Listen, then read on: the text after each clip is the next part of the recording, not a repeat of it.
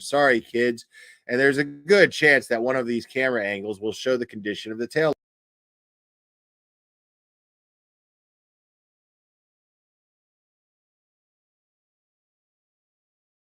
Sorry, kids. And there's a good chance.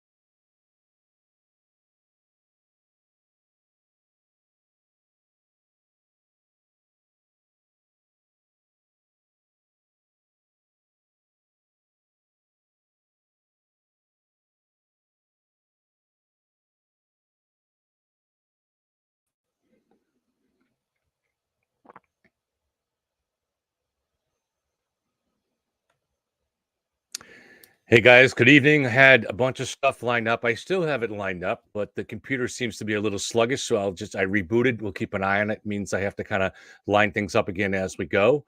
But good night. Good to see everybody. Hope you guys are getting ready for a great weekend. If this was 25 years ago, I'd be getting ready to go out. So hopefully some of you guys are still young enough where you are thinking of getting ready to go out. Although usually back then we wouldn't go out until 10 or 11 o'clock at night anyways. But hi guys, hi Jeff, hi everybody. Let me run this little clip here that somebody sent me.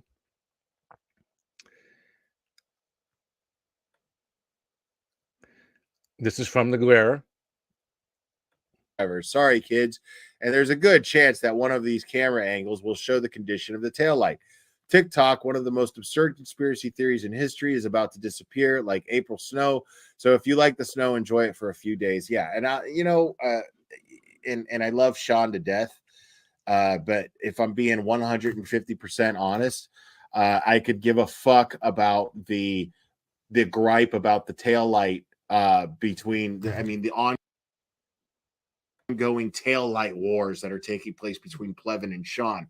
I don't give a fuck about that because I don't think, and like I said, it's no disrespect to Sean. What I mean is, that's such a small thing. So it's kind of extraordinary for him to say that it's a small thing. And he probably says it because he actually has a very small mind. The host has muted my video. Well, hopefully you guys can still hear me. One thing that me and Sean agree with,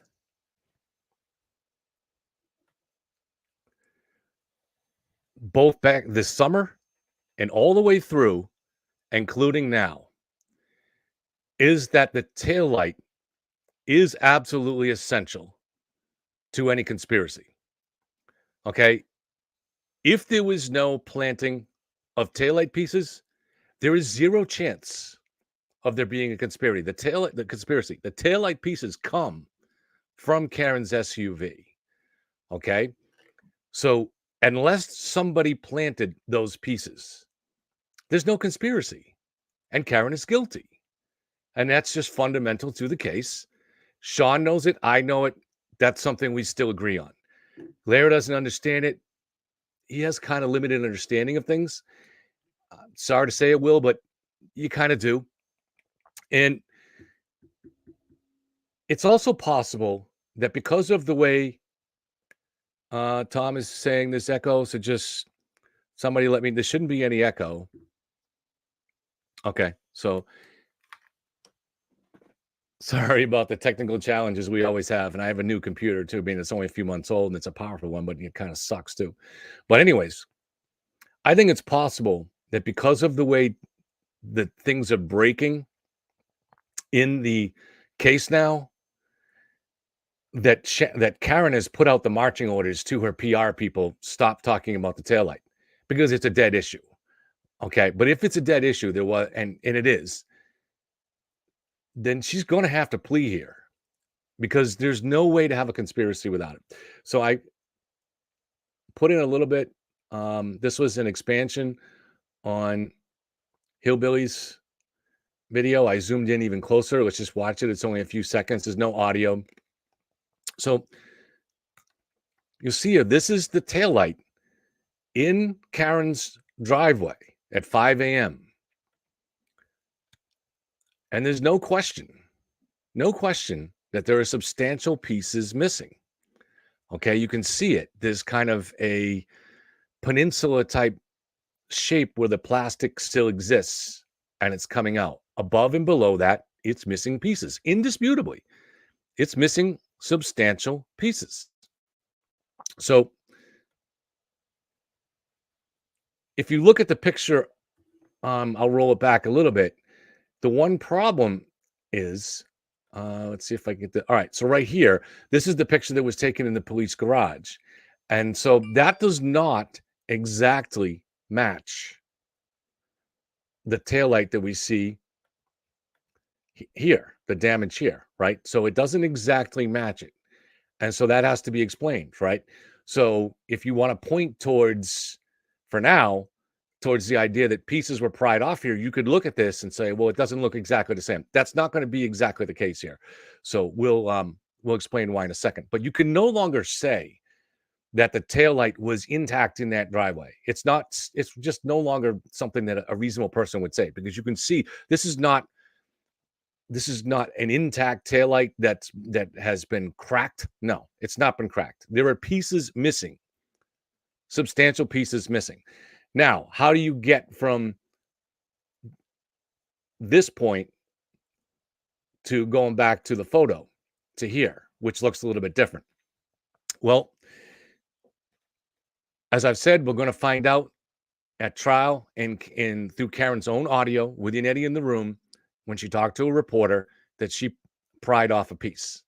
Now, we don't know where, but it was in the driveway. And the reason she told that story was she was trying to convince the reporter that the state police were lying when they said they didn't find any pieces in John's driveway. It was a stupid decision to allow her to do this interview. This is why you don't try a case in the public. This is why you don't let the client, the defendant, talk to reporters. It was a catastrophic mistake. If you're going to try to go now, maybe they knew that they would never be able to make this theory fly. This is just something for the public consumption and the tainting of the jury pool in the early days on the madness that's going on over the last year. And they knew that by the time they got to a trial, they would never be able that would all go away. They wouldn't be able to even run any of that by the audience. So, but you can see there's a substantial piece missing. Now, the car also was driven out to search around and then to Jen McCabe's and then back to the house. And then it was driven to Dighton, 45 miles. And then it came back on a tow. So it's also possible, if this taillight is damaged, that a few more little pieces fell off so between what Karen pried off and the few pieces that may have fallen off, that would get it to here. Now, another thing that I want to point out, and this also was that Hillbilly Nitro got me going on this, and I started researching it. So thank you, Hillbilly. And again, Hillbilly's website is his name, Hillbilly Nitro USA, and it's all about anything you'd want to know about firearms.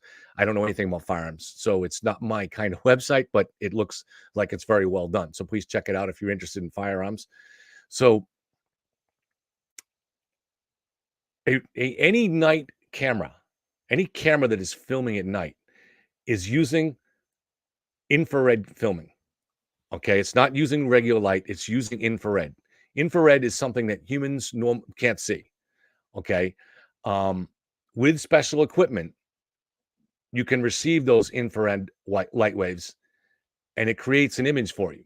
So you think night vision goggles that the military uses and stuff like that. Well, Ring uses a similar system. But the thing about infrared light is that there's no color. There's no color in infrared light. So when you're looking at the video that's taken at night over this Ring or any Ring system, if you see color, it's not technically real. It's something that's been created by the system. So the better Ring systems have, it turns out, what's called color night vision. And so they're able to detect, I have no idea how it works, whether there's an AI inside, but there's a level of processing, and they're able to detect something that their algorithm interprets is red or green or another color. And then through processing, they create that inside the video that you see. So if you see any red, that's a highly processed thing. That's something that's been created by the Ring system. So that kind of thing is going to be imperfect because you're doing your best you can to make this equipment see something that's in the dark that normally we wouldn't see any of this stuff. So when you look at the video and you're saying there's red light, there's white light, you got to be careful. And we'll need experts to talk about that, but that'll probably come up in trial. But something that looks red is actually white, but through processing is made to look red. So somehow it's able to detect that. And another issue is that there is going to be The LED lights. Sorry, just banning another idiot. Is that the LED lights are actually pink, but when they shine through the red plastic exterior, they can be made to look red. But the same thing also, if white light shines through a red plastic covering, it's going to look red. So these are just things to keep in mind.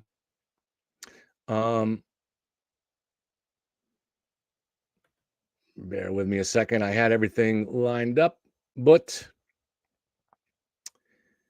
had to reboot.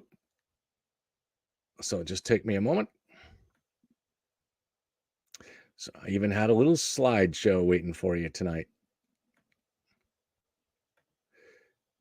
So there's been some interesting stuff that's broken out news, including a motion by the Boston Globe that the judge has issued an extraordinary statement on. And there's also some new evidence that is very powerful that's been submitted. Why is I not finding this here? All right.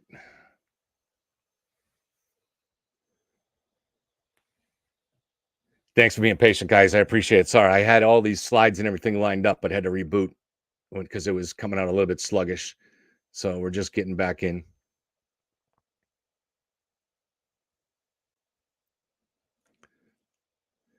All right. So you guys all know who this is. This is Young Jelly, Mike Crawford, Young Jerks. And about 2 months ago, I sent him a private message, polite, and I said, "Would you like me to come on your show? Because I think the public would benefit from seeing people from different sides, different opinions of this case discuss it." He wasn't ready for that. I think we now probably get an idea why, right? When he put out that one show where he said he was going to start discussing this case from both sides, Turtle Boy sent a message from jail saying there'll be no wavering and made clear he was not happy at all with Young Jelly. So Young Jelly backed down, and he has never attempted to do any kind of both sides discussion again. But today, knowing that I had a show scheduled at 7:30, he did not reach out to me like a man.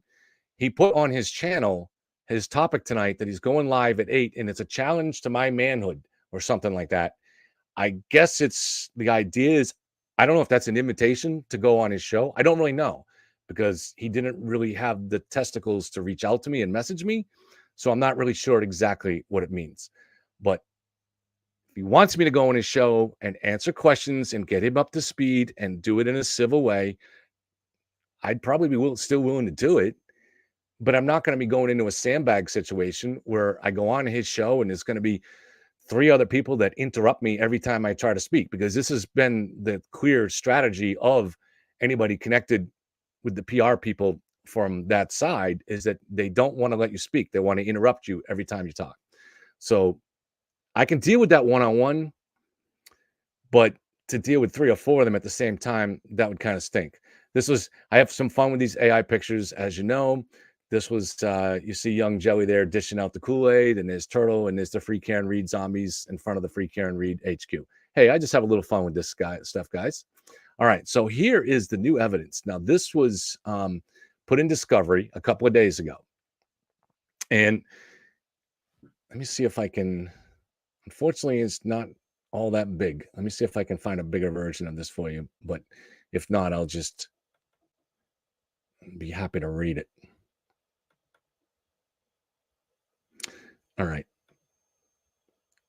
So this is new evidence that's been entered by the prosecution into discovery. Now, this is really interesting stuff, especially for people that are rightly obsessed with the taillight as being the key evidence here, because it is the key evidence. Okay, I want to repeat. Sean is correct on this. I am correct on this. If no taillight evidence was planted, there's not even a chance at a conspiracy, and Karen is guilty. Doesn't matter how many other weird things might have happened. It doesn't matter. It's irrelevant, because that taillight evidence was dug up by the state police CERT team at 5:45 p.m., including the main piece that we've all seen that picture of, buried deep in the snow. So the taillight evidence is the key. If that evidence was not planted there, it really doesn't matter who knew who inside the case or what other weird things happened or whether somebody's belt disappeared. It doesn't matter. It's all irrelevant shit. So the first item on this list here that was put into evidence, a copy of Canton Police Department driveway video. Also, a copy of the Canton Police Department Sallyport video. That's the Canton Police Garage from January 28th to January 29th. I'm not sure why they would need the 28th.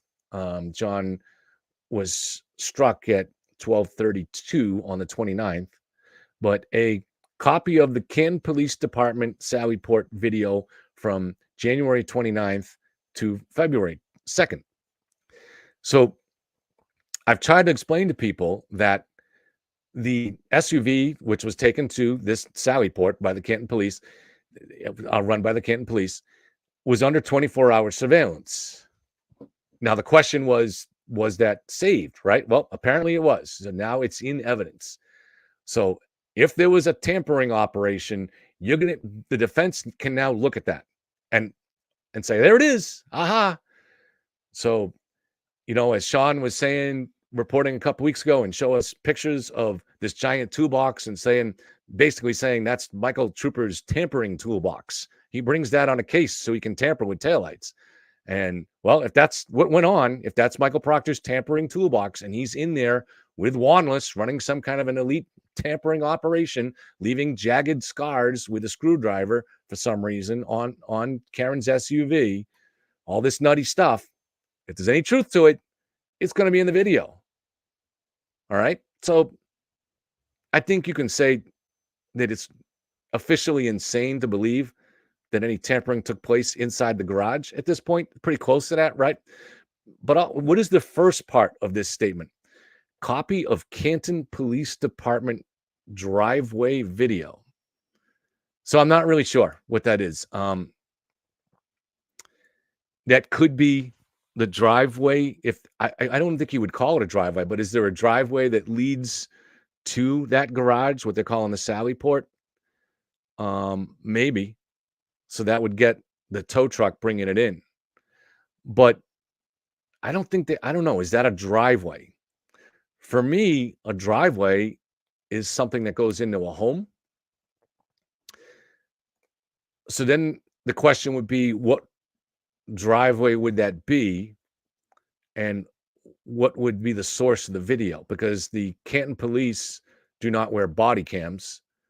So it wouldn't be video of the troopers walking in the driveway.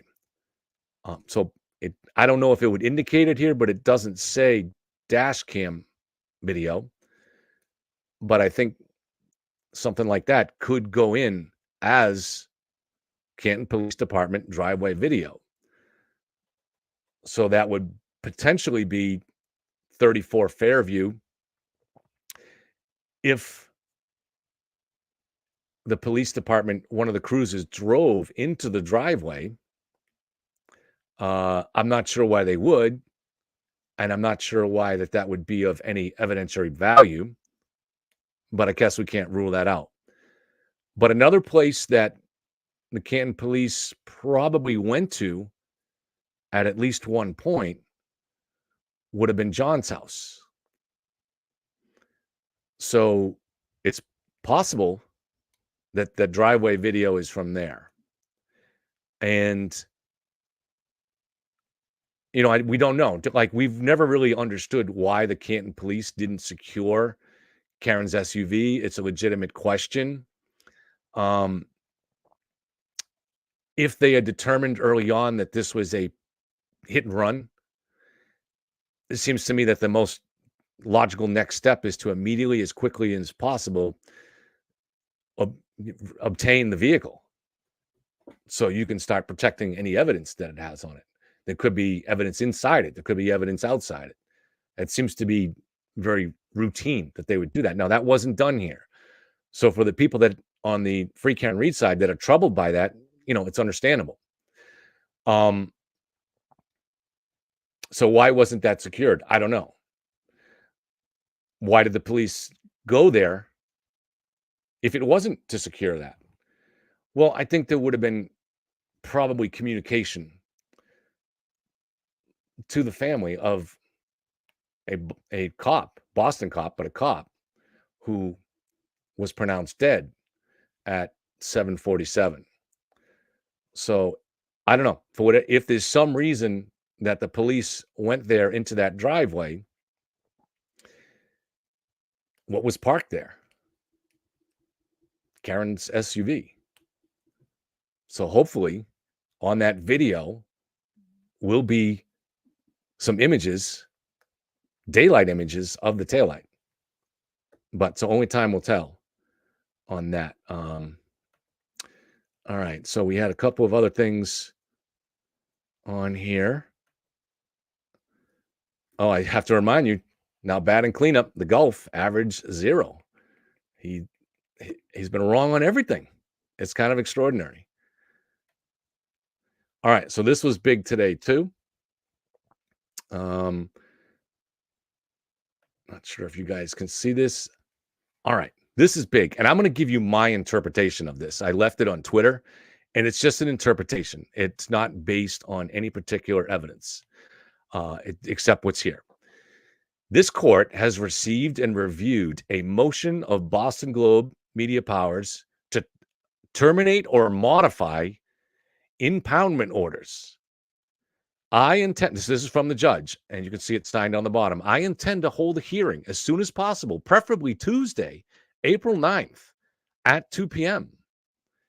As a preliminary matter, I order the moving party to give notice and provide a copy of the motion to the United States Attorney's Office because the motion implicates materials in which they have an interest. So this, you may not seem it to a lot of people. This is a bombshell. This is the thing that may make this case linger in the public mind for many, many, many years. Okay. And it does not, as usual, keep in mind, Sean's batting average, there's no question, it's 0. So he's going to have a very interpretation of this here. And I think you can go to his website and see it, or go to Twitter and see it. I'm going to give you my interpretation. All right. So let's repeat. The moving party, the Globe, to give notice and provide a copy of the motion to the U.S. Attorney's Office. So what is in this motion? It says, now the reason they want them to notify the U.S. Attorney's Office is because the motion implicates materials in which they have an interest. So the Globe is trying to find out materials that were in that stash that was turned over by the U.S. Attorney. Now, I believe that what they're trying to find out is what is the origination of the federal involvement in this case. And I think they're also going to try to find out what was the relationship between the defense team and the U.S. Attorney's Office. This is huge. This is huge. Now, to me, when I look at this, all right, why did the judge, she could have just dismissed this motion, or, she could have ruled on it without holding a hearing. I find it really, really compelling and revealing that she's deciding to hold a hearing on this. All right. And she intends to hold a hearing as soon as possible. And now this has no relevance to the trial, right? So there's no reason that she couldn't hold off on this until after the trial, right? So why is she, in this busy time when they're preparing for the trial, she's putting this on the agenda where she's now going to have, the motion is from the Boston Globe. So the lawyers from the Boston Globe are going to come into court, and it's going to be on TV, and they're going to lay out the basis of their motion and why they want to see, not necessarily the entire, it's, what does it say? 10-note hearings to terminate. All right. So they're looking to terminate or modify impoundment orders. So basically take this and put it in the public domain so they can see it. But it says terminate or modify. So I think that's the way of saying is, so for instance, they're not going to ask to see, I don't think, the federal grand jury minutes, because that's a sacred thing. It was even a friend of mine, my best friend from college is a judge now, and he was shocked that the feds gave this over to the parties at all. It's a really precedent-setting case in so many ways. And then, so not only has that been impounded, that material, but there's a protection order that was negotiated between the sides and the federal government about that. But now that is in the hands of what to do with the materials in that is ultimately to be decided by the judge. So the ball's kind of in her court. Now, I'm not sure what legal guidelines will govern that, but it says to terminate or modify. So I think what they're going to ask her to do in court is to reveal very specific things. How did this federal investigation begin, and what was their relationship with the defense team? Now, what this will do is the fact that she's ordering the party to notify the U.S. Attorney's Office is because it gives them a chance to do the thing that they have avoided doing so far, to send someone from their office and stand before the judge and explain what the hell's been going on. And they don't want to do that. They do not want to do that because it's embarrassing to them. They ran this incredible investigation, very intrusive, interfered with a murder case, all for nothing. They found nothing. And that's beyond dispute. They found nothing. We'll go over a little bit on the tape after, but they found nothing. Nothing that shows a conspiracy, nothing that shows a cover-up, nothing that shows that John went inside the house. Nothing. If anything, as deep as they dug, based on the limit of what they found, they tended to actually kind of reinforce the state's case. Certainly, they've destroyed the third-party culprit theory. All right, because whatever thin tendrils that was built on, the fact that the feds went in and looked at all the messages in a way that only the feds could get, the messages of the troopers, the messages of all the witnesses in the house, and they found nothing suspicious. Yes, they found some odd things, communications from Julie to Proctor about a gift and things like that. These are things that you don't like. They're troubling, but they didn't find any communications that would have been instructions. Hey, Michael Proctor, we need some help framing someone for murder to help getting our son off the hook or our nephew off the hook. They didn't find anything like that, and they would have. All right, so this really ends the third-party culprit theory. The federal investigation, it seemed to us at the beginning, it's a no-brainer. You would want that if you're a defense team because that just is useful in creating doubt. But now that that's federal investigation seems to be mostly, it might officially be ongoing, but basically it's complete. And they didn't find anything. That tends to support this. That itself supports the state's case. So this is where we're at on this. Will they send somebody to that hearing, and what will they argue? And now that you have someone before the judge, now the judge can ask questions. What were you doing in this case?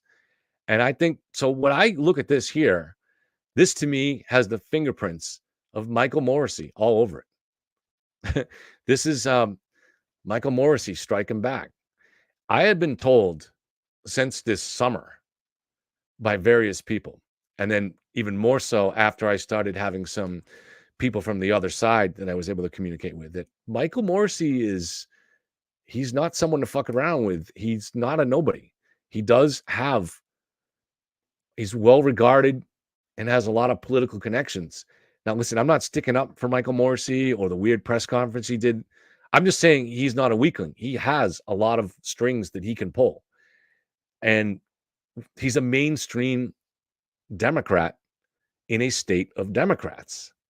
And the Democratic newspaper is the Boston Globe. So I do not find it at all coincidental that the Boston Globe, which has had very little interest in this case, suddenly is filing a motion to find out what the federal origination of the case was. I just don't. Those are allies of Michael Morrissey that are making that happen.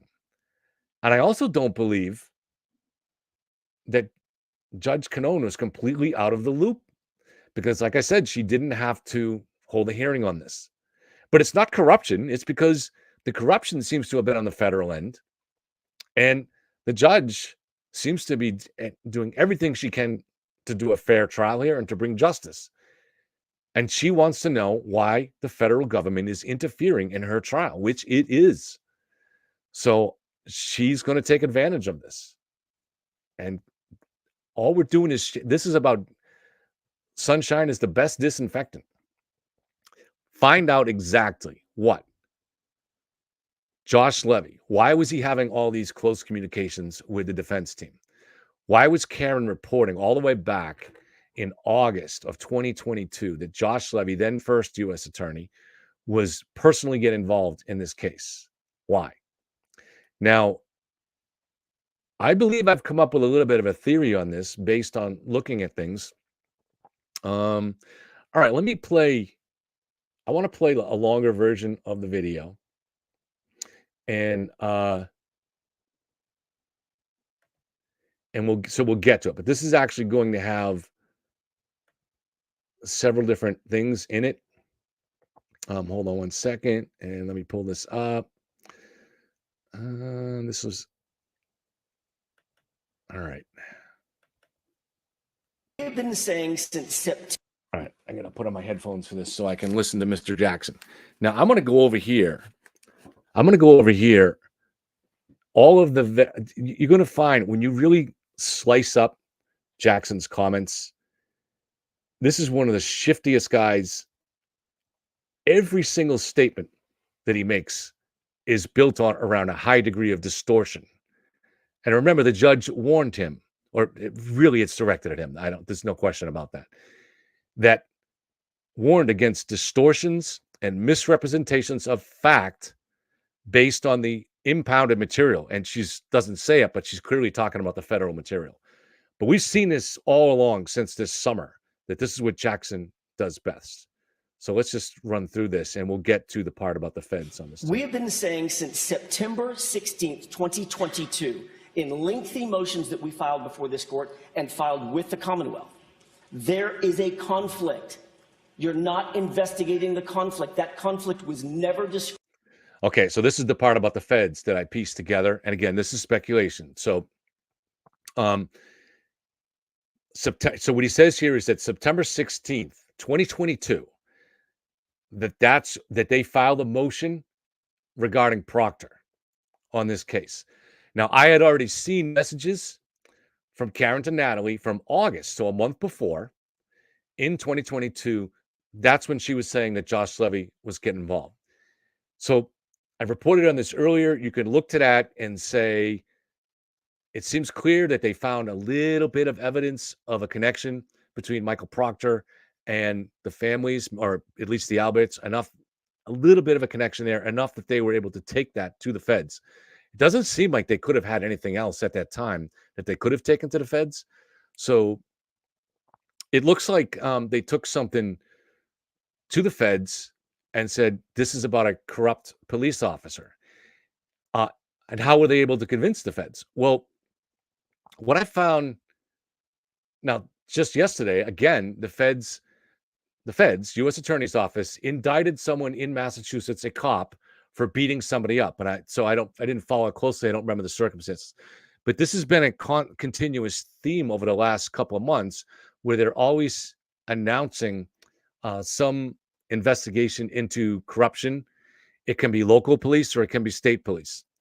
Now, it's possible, when I first was seeing this stuff, that Josh Levy was maybe just trying to, he knows it's going to look bad what happened here with the Karen Reed stuff, so he's trying to work hard to get these cases out so it looks like at least a little bit more of a balanced record. And I just have to stop too briefly because I don't always see the comments, but Lauren, Kate is on my list of sources. I love Kate. I think she's super intelligent, but there are sources that I have that are much more important to me than Kate. She has been a source for certain things. So but again, as I mentioned to the other night, a standard is something that you apply to everybody. Now, for me, things that Kate did tell me, with one exception, always came true. And the one exception was something that I reported on this channel, and it ended up being a mistake, but it wasn't that she was lying to me. There was other evidence for it to support it. And I think that she had maybe reasoned that out, and it turned out to be not quite right. And this was about the no true bill on the federal grand jury. But everything else she has ever given to me proves to be accurate. Now, in terms of all your beef with her and the other cases and other things, I don't know about them. I don't care about them. But if again, the standard means applying the same thing to Aiden. How many of these things apply to Aiden? And we know, Lauren, is it fair to say you're kind of an Aiden ally, close ally of Aiden? Is that a fair way to say it? So we've seen a lot of dishonesty with Aiden, not only in the courts. He's being charged with some of that stuff. And I don't want to get into it, but it doesn't really interest me that much. But he's definitely being charged with some, potentially editing that audio that he submitted to court, and there's a lot of different things. He's been done a lot of similar things that you're saying that Kate has done in terms of altering documents. He's known for it, but he's certainly been lying to and from my experience, just covering this case, he's been lying to his audience since day one. So again, if you're going to let's apply the same standards. So if you want to attack Kate for those things, please apply the same standards. That's all I can ask. Now, back to what I was saying here about this, how I think this originated. One possibility is that Josh Levy came in, he took his job for the U.S. Attorney's Office. He left a very elite law firm, Ropes and Gray, in which he was a partner. This is a lawyer with a very powerful bio. And why would he take that job? There must be some kind of ambition. Either he wants to be the AG in Washington, or maybe a judge or something like that. Why would you give up partnership in an elite law firm like that in order to take a low-paying job for the U.S. attorney? Well, 2022 was the time coming off the heels of George Floyd. Josh Levy is very liberal. So I think it's possible that when he came in, he said, I'm going to crack down on police corruption. And David Yannetti is very plugged into the establishment and to these legal circles. He's a former prosecutor in Suffolk. So Yannetti may have heard this and said, this is the perfect kind of case that we could bring to him. So it may be something more like that than opposed to some kind of personal corruption where they knew him, although you can't rule that out either. And that's why we have to get to the bottom of this and the strange level of communications that has been going on when the U.S. attorneys kept ignoring the DA for 8-9 months, but having this close coordination with the defense, including in a conference call in December, asking them to try to get a delay on the trial. That's very inappropriate. And that's why I think the judge wants to get to the bottom of this. But so this is my current theory on this, is that it probably doesn't have a connection to Rollins, although Rollins was the U.S. attorney at the time. She was friends with Yannetti. They had worked together. And it's possible that that's greased the wheels a little bit to get Yannetti in the door with Karen to go in and go up to Josh Levy and say, we think we got a case here that you'll be interested in. But it looks like it was very thin. So there's going to be a lot of egg on the face of Josh Levy and the feds if they don't seem to have found anything. And none of the stuff that people are suspicious about on the defense in terms of data, that didn't exist at that time. That wasn't found until the 2023 version of the software that Rich Green used to find things like how long to die in the cold and stuff like that. So I think it's in. So let's go back to the tape, and we'll just see if to the grand jurors, and we've been rebuffed at every single turn. That grand jury was tasked with a singular commission, and that was investigating crimes of public corruption by law enforcement in relation to this case. of his close ties to the Albert family.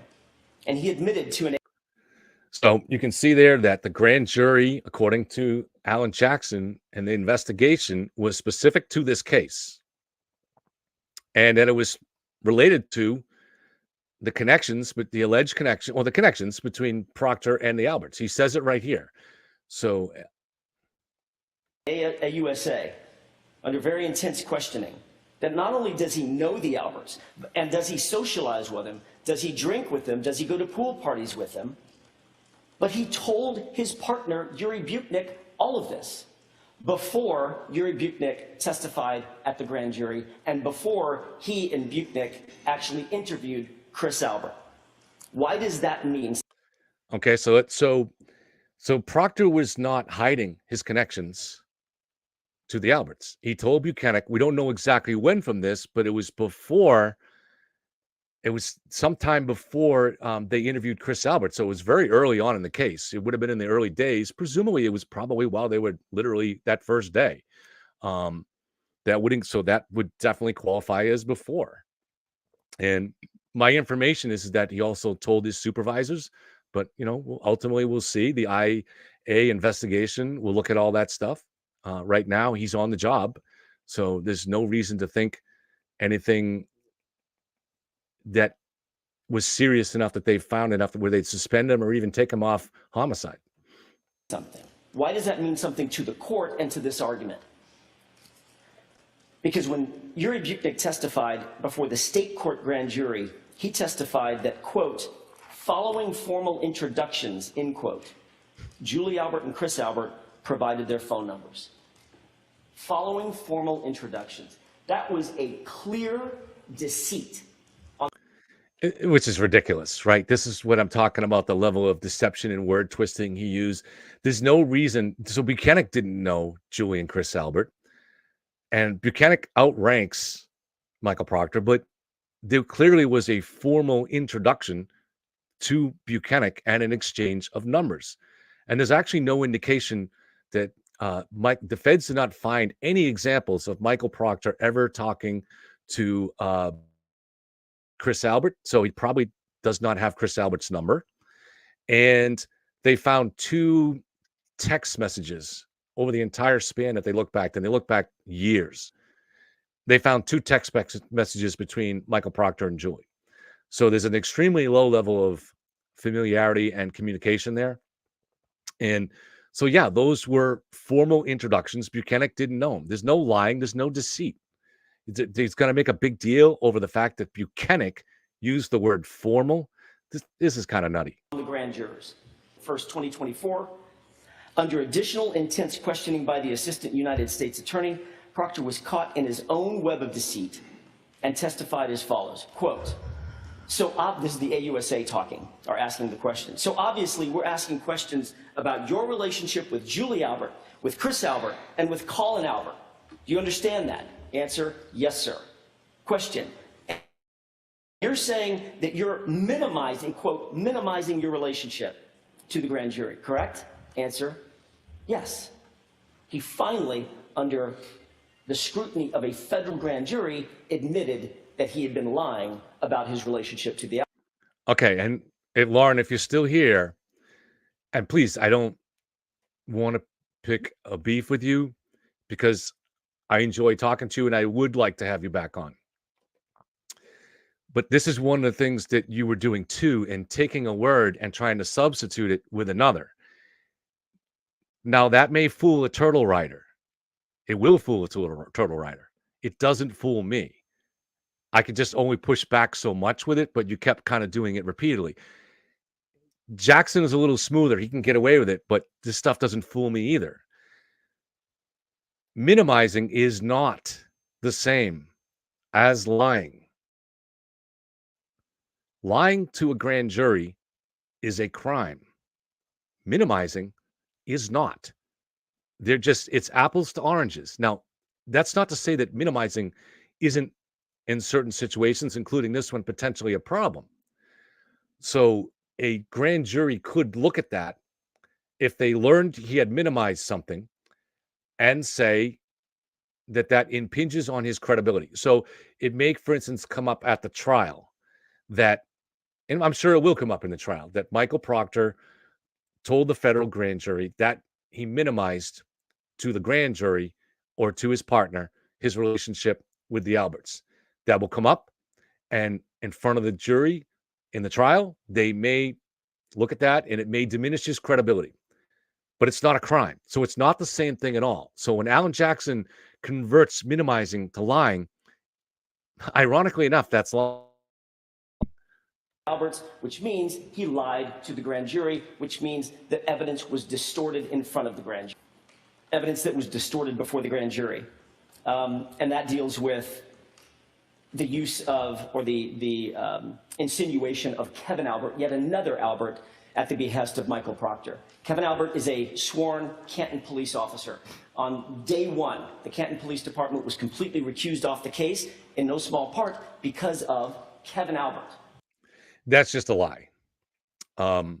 Again, there's no other way to call it. It's borderline enough where there's always maybe a grain of truth enough where you can probably just avoid going before the bar or something like that. But in Massachusetts, a suspicious death case is always going to go to the state police, with the exception if it takes place in Boston, Springfield, or Worcester. Those three large cities have their own homicide departments, but in any other town or city, even some of the decent sized cities like Brockton or Lawrence or Lowell, it goes to the state police. It's automatic. Alan Jackson isn't from the state, but he knows this. He knows this. Yannetti knows this. So, but he's still going to throw that in there to make it seem like the only reason this went to, or the main reason this went to the state police is because the Canton police had to recuse themselves because Kevin Albert is a detective on the Canton police force. It's constant deception. The Commonwealth suppressed one of the most obvious pieces of exculpatory evidence in the entire case, and that was a piece of evidence that they know torpedoes their entire case and their theory of this case, and that's Jennifer McCabe's Google search at 2:27 a.m., how long to die in cold. They had her phone at the time of the grand jury. They had her complete extraction of that phone at the time of the grand jury. They had a Celebrite report, Your Honor, at the time of the grand jury, and yet they did not present this evidence. They claim, oh, well, we didn't have the right version of the Celebrite software. That's on them. That's not our fault. Certainly not Ms. Reed's fault. That's their fault. Get the right software. If you're going to bring this case, do it the right way. Okay, this is, again, absolutely ridiculous. And by now we know that the judge just ruled against this motion to dismiss and basically pointed this stuff out. And Lauren tried to bring this up the other night too. They used the Celebrite software to run the data from the phone, and it produces a result. And you can print it out, right? It spits out a result. The 2022 version of the Celebrite software did not find a 227 search. That doesn't mean that it existed and that software wasn't good enough to find it. It just is a different result of the way they read it. And there is no way. Now, so then a year later, Rich Green, using a 2023 version, so an updated version of that software, did find that 227 search for how long to die in the cold. It doesn't mean that we can't say which version of that software is correct, right? On the face of it, we don't know. Newer doesn't mean better. There's bugs in software all the time. But it's simply a lie to say that the state could have had a 2023 version of the software in 2022. Unless they build a time machine, they couldn't do it. Okay? Jackson knows this, but the reason he has to kind of say this is because the basis for the motion to dismiss here, the Odell, which is based on an older case, Odell, is that you have to show that the grand jury was either presented false information or was not presented information in such a way that could arguably have changed their vote. But so he's trying to say that the state, he's not trying to argue in that example here that 227 is real or not. What he's trying to say is that if 227 is real, if that search is real, and the state did not present that to the grand jury, then that could have altered the way that the grand jury voted. But there was no way the state could have done that. And Lauren kept using the word incapable. It is you run the program and it spits out what it spits out. So I mean, I guess, yeah, you can yes, they were incapable. They were incapable of finding that with the 2022 version of the software. How are they going to find something they're not looking for? Right? I mean, and logically, you can see that it makes more sense.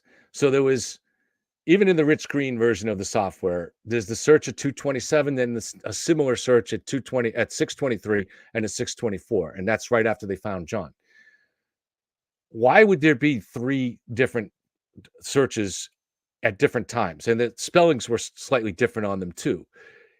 The more logical explanation is you were searching something at 623, and because it's cold out there, and maybe you're nervous because of what just happened, but you're outside, you're in a blizzard, and you keep the spelling is off a little bit each time. But the most logical thing is all 3 of those searches were at the same time. And that's certainly what Ian Whiffen and Jessica Hyde, 2 of the most esteemed experts in the world, are going to argue. But it's a deception for Alan Jackson to say that the state could have presented that to the grand jury. There was no way. They say their argument is, well, we just didn't have the right software, so we didn't have the information. That's not true. They did have the information. It was sitting in her phone. They just didn't do their job in extracting that time and this critical evidence. The court should note the following. Not only does the Celebrite report confirm the search and the time of that search, not only do our experts confirm the search and the time of that search, but now a Quantico-trained special agent with the FBI's Regional Computer Forensic Lab, in other words, the United States Federal Bureau of Investigation, also specifically confirms that that search was made on Jennifer McCabe's phone, and it was made on or before 2:27 and 40 seconds a.m. on January 29th, 2022. Okay, we'll get back to this in a second, but I just want to respond to Mark's comment. Listen, he says, listen to yourself. You're not making sense. This is the problem with talking. This is why listen, I talk every day to reasonable people who lean towards the other way and have doubts and have questions. There are certain parts of the investigation that make them suspicious. And these are always friendly, reasonable conversations, and I enjoy them. Okay, I'm not going to mention their names here in case they don't want it, but every day.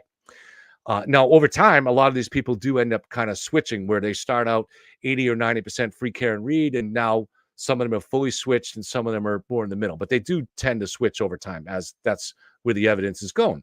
But there's a whole other class of free care and read zombies that are incapable of thinking. All right. What I just said is not something that is disputable about the 2022 version of the software. All right. The state simply could not have had a 2023 version of Celebrite software in 2022 unless they had a time machine. The software that Rich Green used had not been written yet. And apparently it was written by this Ian Whiffen. This is how Lally describes it. Now, maybe you might think that is not going to turn out to be fully accurate. You can make that claim. But Lally is not someone that generally, he doesn't play the games like Alan Jackson and egregious distortions and misrepresentations. So I don't think that that's going to be the case. It might turn out to be the case that Ian Whiffen heads a small team of people that created the update for this software. I don't know. So we'll see more at the trial, but he is going to testify for the prosecution.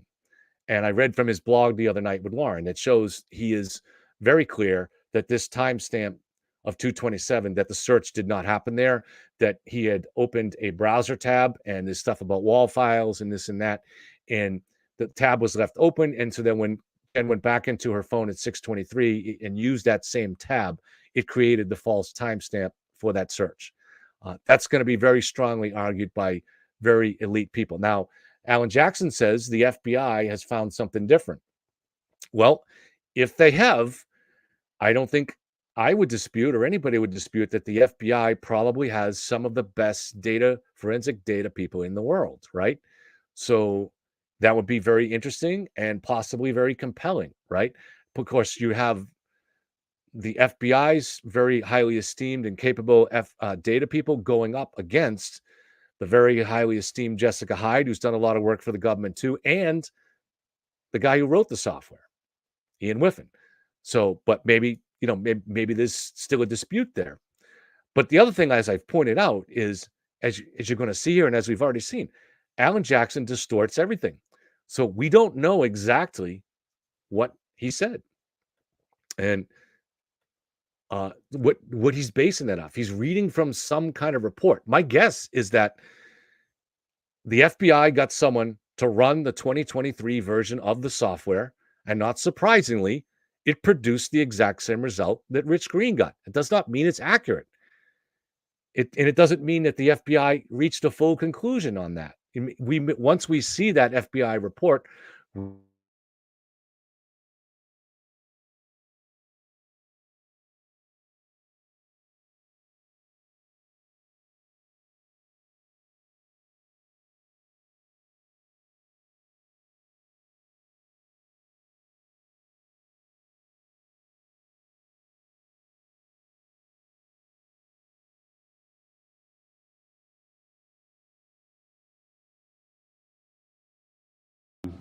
They have no idea how much of a percentage of the totality of the federal materials we have. I don't know if we have 5%, 50%, 90%. I have no idea. The other part that's confounding is that it appears that these materials or materials from the state prosecution were... all right. Just, guys, can you hear me?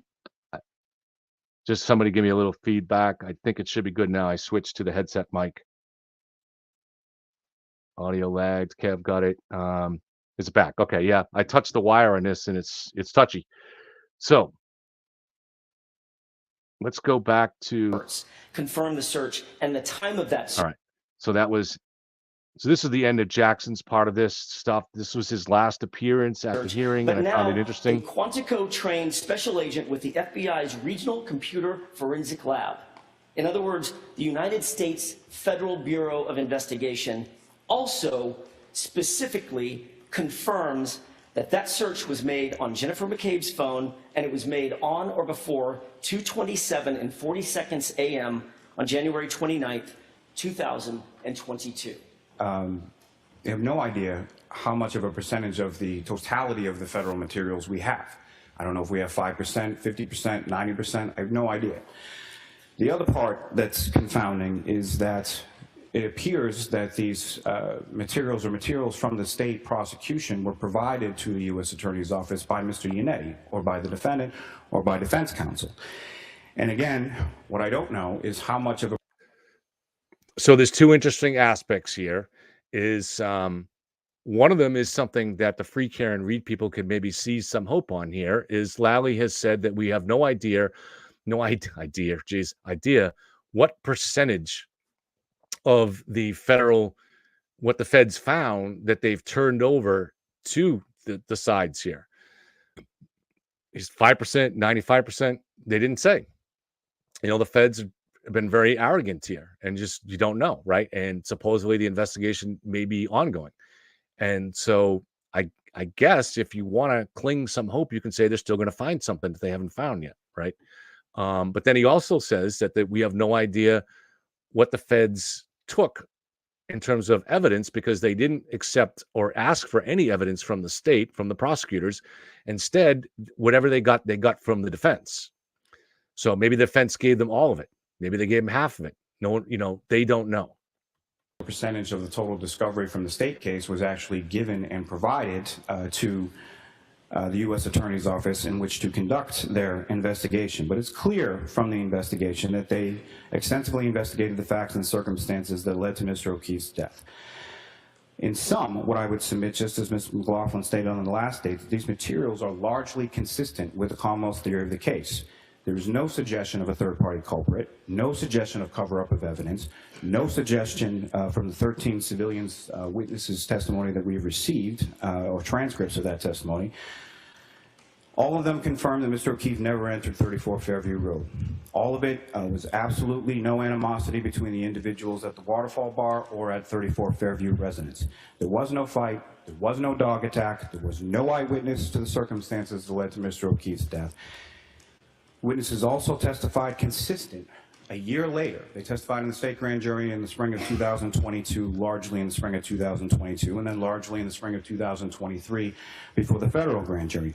And their testimonies are largely consistent with the defendants making declarative statements that she did it, not a question mark at the end, but clear definitive statements on scene, that she had discussed the damage to her taillight prior to leaving Mr. O'Keefe's home on the morning of January 29th. So the feds found no evidence that John went inside the house. No evidence of a dog attack. No evidence of a fight. No evidence of any kind of... Remember Alan Jackson this summer tried to say that John went into a setup inside that house. They found no evidence of any animosity. Keep in mind, the reason they were at the waterfall was because Chris Albert, who's friends with John, invited him there that afternoon when John went with his nephew for a grinder at the sub shop. And then when later at the night when they were out and John was drinking with a friend at McCarthy's, Chris texted him, "Hey, we're over here, come on over." So there's nothing that the defense has put out. Everything that Turtle Boy has put out since April has been a lie or a distortion. Some of it he may not have known is a lie because he was duped by the defense. But at this point, the evidence is clear that nothing in the third-party culprit works. The GPS shows that John's phone could not have went in the house. All right. None of the witnesses, no witnesses, including the witnesses in the truck that Ryan Nagel was in, saw John ever walking up the driveway, saw him walking into the house. None of the witnesses went and cut a deal with the feds. And they would have to save their own skin, right? None of it happened. So the feds didn't uncover any unusual messages from but nobody came out later on and, of the 11 people that were in the house and told their friends, "Oh my God, you won't believe what happened in the house. I'm so scared that you won't believe." They would have talked, right? And the word would have got around. Nothing. We all kept wondering that last summer if somebody had heard something and some of that was going to emerge. Nope, never did.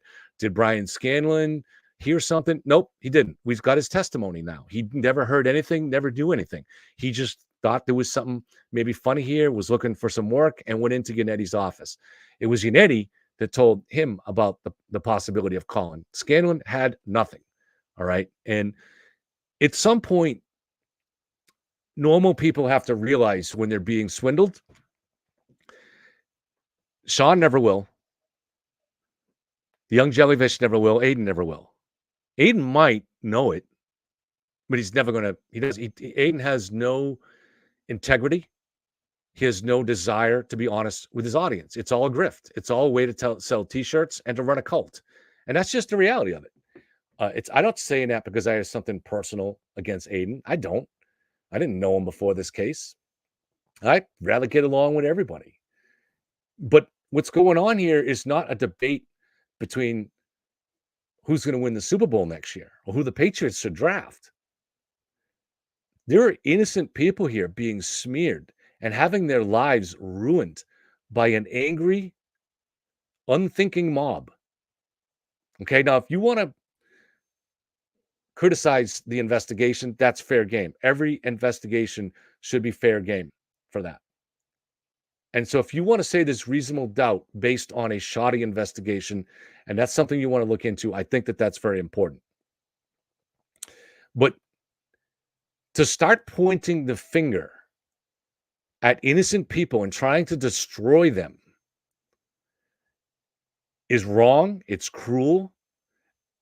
And no one should really accept these people in their life anymore as friends. People that do this, now I'm not talking about people that just have a passing interest in the case, but anybody who's out there and has a YouTube channel on this, that's still running with this third-party culprit theory, is not a good person. And they never will be, because it gets to the heart of who they are. The kind of people that could accuse innocent people and say they belong in jail, like Nick Rocco, to go on JAMA 94.5 and say that Jen McCabe is a murderer a couple of days ago. He's a foul human being. And I'm sorry if that seems angry, but he's a foul human being because he knows enough evidence that if he has a brain, he can weigh this and understand that John did not go in the house. It's just not forgivable anymore. It's people are buying into this theory for their own benefit, for their own reasons, and it's disgusting. And I'm not going to just be civil about that. It's unacceptable. So let's go back to some more of Lally's statement. Get to the Google search, and I would agree with counsel in the sense that it's really no longer open for debate, but I'm not really sure why we're still even talking about this or why this is still a topic that they're pushing. Essentially what we have is, yes, what counsel mentions is there is one expert who was given 2 extractions, presumably provided by defense counsel, that indicates from that particular FBI expert that the searches were done at 2-something in the morning. What counsel neglects to sort of raise and stress with the court is that there's a separate, and I forget exactly what it stands for, but an RCFL analysis of the phone in which through both Axiom and through Celebrite, and that conclusion of that expert is that the searches occurred when Ms. McCabe testified they occurred because the defendant asked her to conduct those searches at 6:23 and 6:24 in the morning. Really, the argument stops at the point of it's not, we didn't do our job to get the Celebrite version that shows that information did not exist at the time of the grand jury. So I'm not really sure how the Commonwealth is supposed to run something through a Celebrite version that isn't in existence at the time the grand jury is conducted. It's a subsequent version in which their expert, Mr. Green, finds these purported search without looking at the cache files, without looking at the DB list, without looking at the SQLite database, without looking at the wall file, all of which was done not only by Trooper Garino, an independent expert named Jessica Hyde, which counsel has all of that, as well as the senior technical analyst from Cellbyte itself, a man named Mr. Whiffen. Counsel's had this report for months at this point. And essentially, Mr. Whiffen is essentially the person who creates the software that all of these experts are using. And his definitive opinion indicated in his report is that Ms. McCabe conducted those searches at 6:23 and 6:24 in the morning. The federal investigators hired, independent of us, we had no idea. Okay, I mean, there's nobody more sick of talking about the ridiculous 227 thing than me. But again, I just want to repeat. Well, first I want to say, I predict, and I would bet Karen's SUV on this, that you will never hear about that search at the trial. You'll never hear about it again in court. It's done. It's done. All right, because at best you're going to have competing experts get up there and try to convince, and so the jury will be confused and they'll say, well, we don't know here, right? And you have let's even assume that the FBI brings in a qualified expert who just kind of testifies, yeah, I got the same result as Rich Green. But you're going to have Ian Whiffen, who wrote the software, and Jessica Hyde, who's someone the most esteemed in the world. But in order to believe that Jen was Googling that, you have to think that she's a sociopath, that her friend is out there dying in the snow, and she's just casually at home, and her health app shows that her heartbeat was normal. She's just casually at home Googling, oh, I wonder how long this is going to take for my friend to die out there. Only an incredible sociopath would do that. Now, this is a person who's going to testify, I get probably for days, because she's a main witness to many aspects of this case. She was at the waterfall. She went to the party afterwards, and she had observations from the window. And then she was the person that Karen called at 5 a.m. And she was with Karen when they discovered John. So there's a whole bunch of, she's the star witness. There's a whole bunch of relevance for Jen McCabe, and she's going to be sitting next to a jury. She's got no criminal history. She's a soccer mom with 4 daughters. There's no way they're going to run this 227. It's done. And I feel like we have determined this a long time ago, but unfortunately, Alan Jackson and the feds have kept this alive with this nonsense here, but it's done. It's just not going to happen. An independent of the Commonwealth hired a professional reconstructionist, 3 PhDs, to look into exactly this issue. Did Karen Reed's car that her SUV made contact with John O'Keefe. And their conclusion to a person was his injuries were inconsistent with the damage on the car. The damage on the car was inconsistent with having made contact with John O'Keefe's body. In other words, the car didn't hit him, and he wasn't hit by the car. Period. Full stop. That's Okay, let's rewind this a little bit, just because as we've been learning all along with Alan Jackson, is you have to parse his words very carefully, because he switches things, or he'll say something that really only says this and then add his own words in order to give it a separate conclusion after that. Yannetti did this also at a hearing in January, and it forced the U.S. attorneys to rarely step in and say, no, that was wrong. Because they had to, because the DA was on that, the DA's office was on that call too. And so what he said was completely wrong.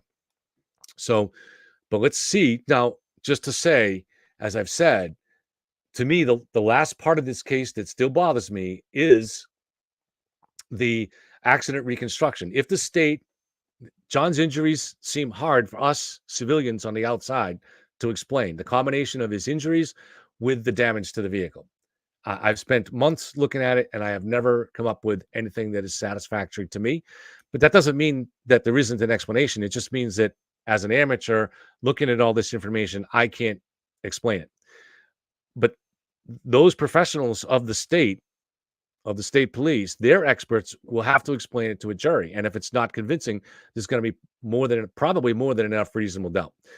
So, but this is an important point here that Alan Jackson is claiming. Again, he's always shifty, but he's claiming that the feds hired an independent expert. In the morning, which their expert, Mr. Green, finds, which was done not only by Triple Senior Technical, actually the person who... Independent of the Commonwealth, hired independent of us, we had no idea, and independent of the Commonwealth, hired a professional reconstructionist, 3 PhDs. Okay, it's hard to know. Again, the wordiness is weird here. That sounds like one professional reconstructionist with 3 PhDs, but I'm not sure if he means 3 experts. It's hard to tell. To look into exactly this issue. Did Karen Reed's car, did her SUV make contact with John O'Keefe? And their conclusion to a person was his injuries were inconsistent with the damage on the car. The damage on the car was inconsistent with having made contact with John O'Keefe's body. If Alan Jackson, and this is the big if, is accurately summing up what that independent expert said, then yes, that'll be a problem. But as we've seen in every example here, he twists words and then adds his own conclusion. It's worth even playing it again. We'll see. But can you take a line from one part of the report, and put it all together? So inconsistent is what he's saying. And keep in mind, the judge, let me just read the sentence of what the judge warned. The judge warned last week, although the court declines to issue such an order, this was and in reply to the motion by the defense for the DA to be dismissed from the DA's office because of the strange press conference that Morrissey held in September. So she says, although the court declines to issue such an order, it stresses once again that both the Commonwealth and defense counsel must adhere to the rules of professional conduct concerning extrajudicial statements. This includes Alan Jackson, who has the privilege of practicing in this state on a temporary license granted him by this court. So Alan Jackson is the only one mentioned specifically. In addition to counsel's out-of-court conduct, the court also reminds counsel of their legal and ethical obligations while appearing in this court.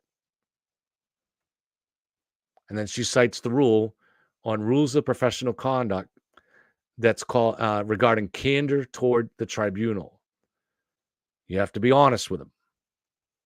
For example, the judge says, it is unacceptable for counsel to misrepresent or distort facts in impounded documents.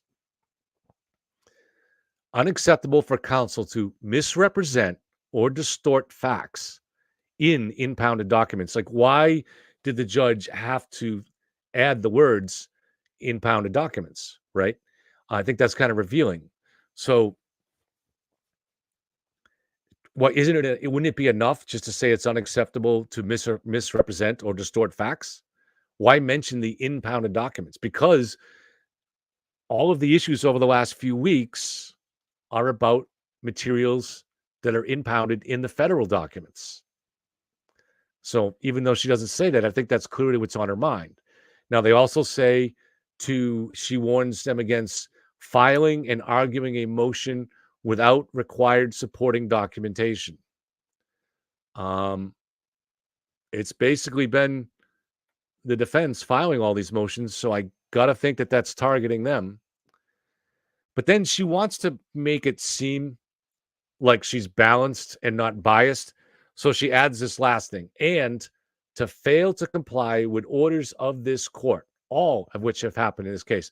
Now, that was Lally, and it was a mistake that frustrated the judge, but it was, as you could tell, it was understandable. See, what happened was the federal material, especially grand jury minutes, like I said, my friend that's a judge said that they don't hand this stuff over to anybody. It's sacred.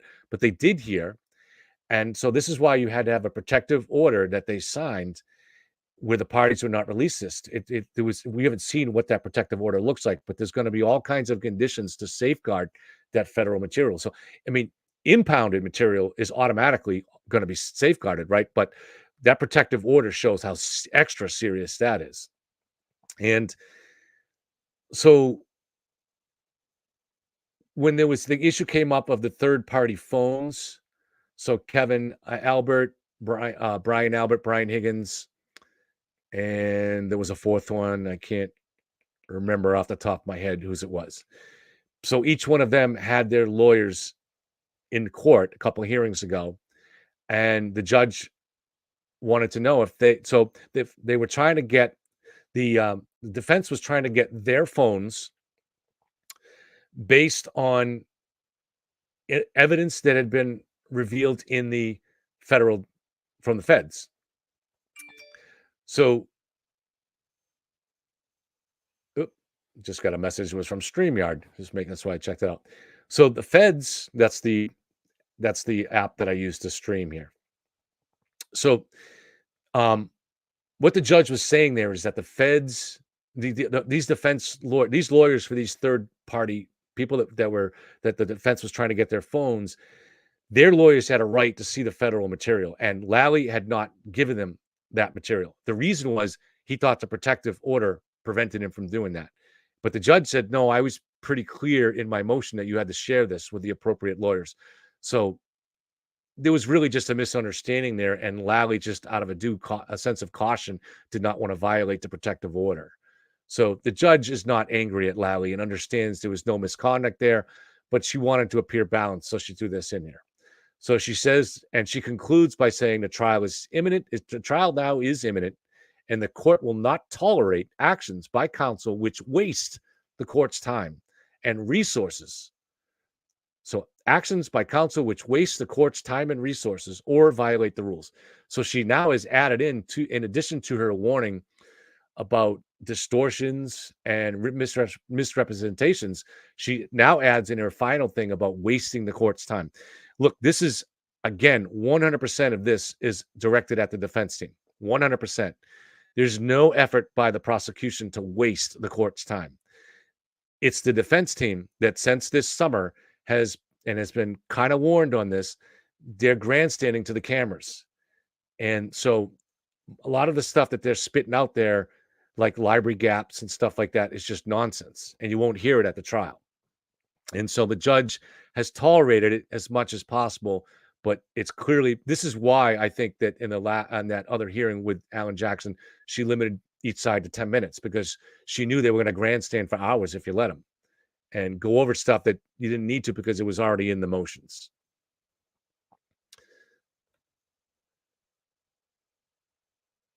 All right. Now, what else do we have to discuss? Let's bring my ugly mug back onto the screen. Did you guys notice that Peter Murphy, the Canton police officer who retired in 2012, so 12 years ago, who has inserted himself into this case, has made himself part of Karen Read's entourage now. He was kind of acting as security, pulling up the rear of the entourage coming out of the court. This is when the other day Karen flashed her weird symbol that apparently has now become part of the cult. Now this is going to spread. This will be part of this cult. And I think Turtleboy might be getting a little nervous that Karen Read's going to run his cult. But for now, it fits what he's trying to do, so it'll be okay. But Murphy, this guy has inserted himself into this case. So it reminds me, now we pointed out a couple weeks ago, that Murphy, he had been involved with these people since this summer, but had stayed out of the limelight, kept his name out of it. Then he emerged from the shadows about a month ago and went on Sean's new channel and talked about his involvement and what his relationship and what he discovered about Brian Wanless and blah, blah, blah.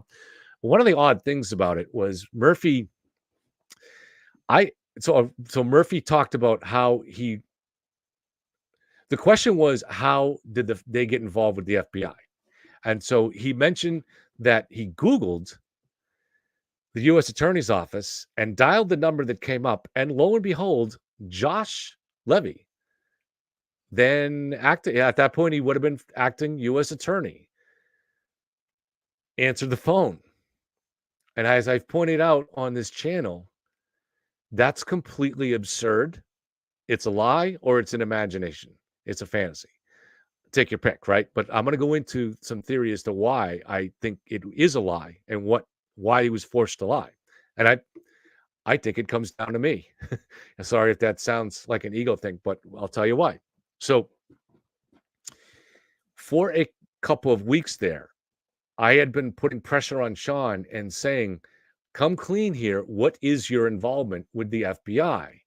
Because I don't want to go into too many details, but I had learned and pieced together that Sean seemed to be working a little bit too closely with the FBI agent, Leah Ferreira. And now, if it was just a matter of her reaching out to see if Sean knew anything, okay, that's fine. But it smacked to me of something more than that. And it seemed to me that some of these FBI agents, now let's face it, at this point, the feds had an agenda. They were trying to prove the conspiracy because Josh Levy was all in. So they needed to, or they'd have egg on their face. So it started to seem to me like the FBI agents were acting as agents for Karen Read. And now Sean, we now know, is more than just a guy that's interested in this case. He's a PR agent for Karen Read. There's so much evidence for that now. I'm not even sure he would deny it. He's been communicating over an encryption app called Signal with Karen Read since this summer.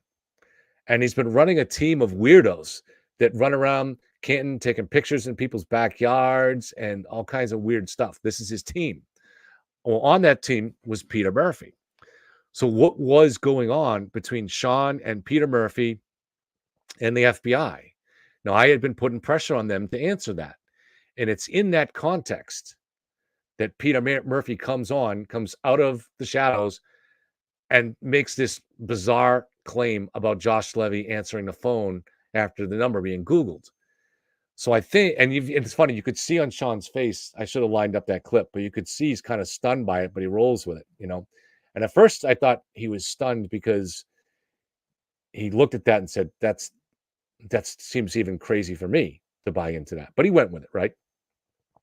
But now I think what happened was, because of the pressure that I was placing on Sean and connected to that Peter Murphy to explain what they were doing with the FBI, what kind of communication they were having with these FBI agents, which seems to be kind of improper, seeing they're acting as PR agents of Karen Read. I think they were trying to hide that relationship. So beforehand, they came up with some kind of story about how they first contacted the U.S. Attorney's Office. And I think that Peter Murphy botched the story.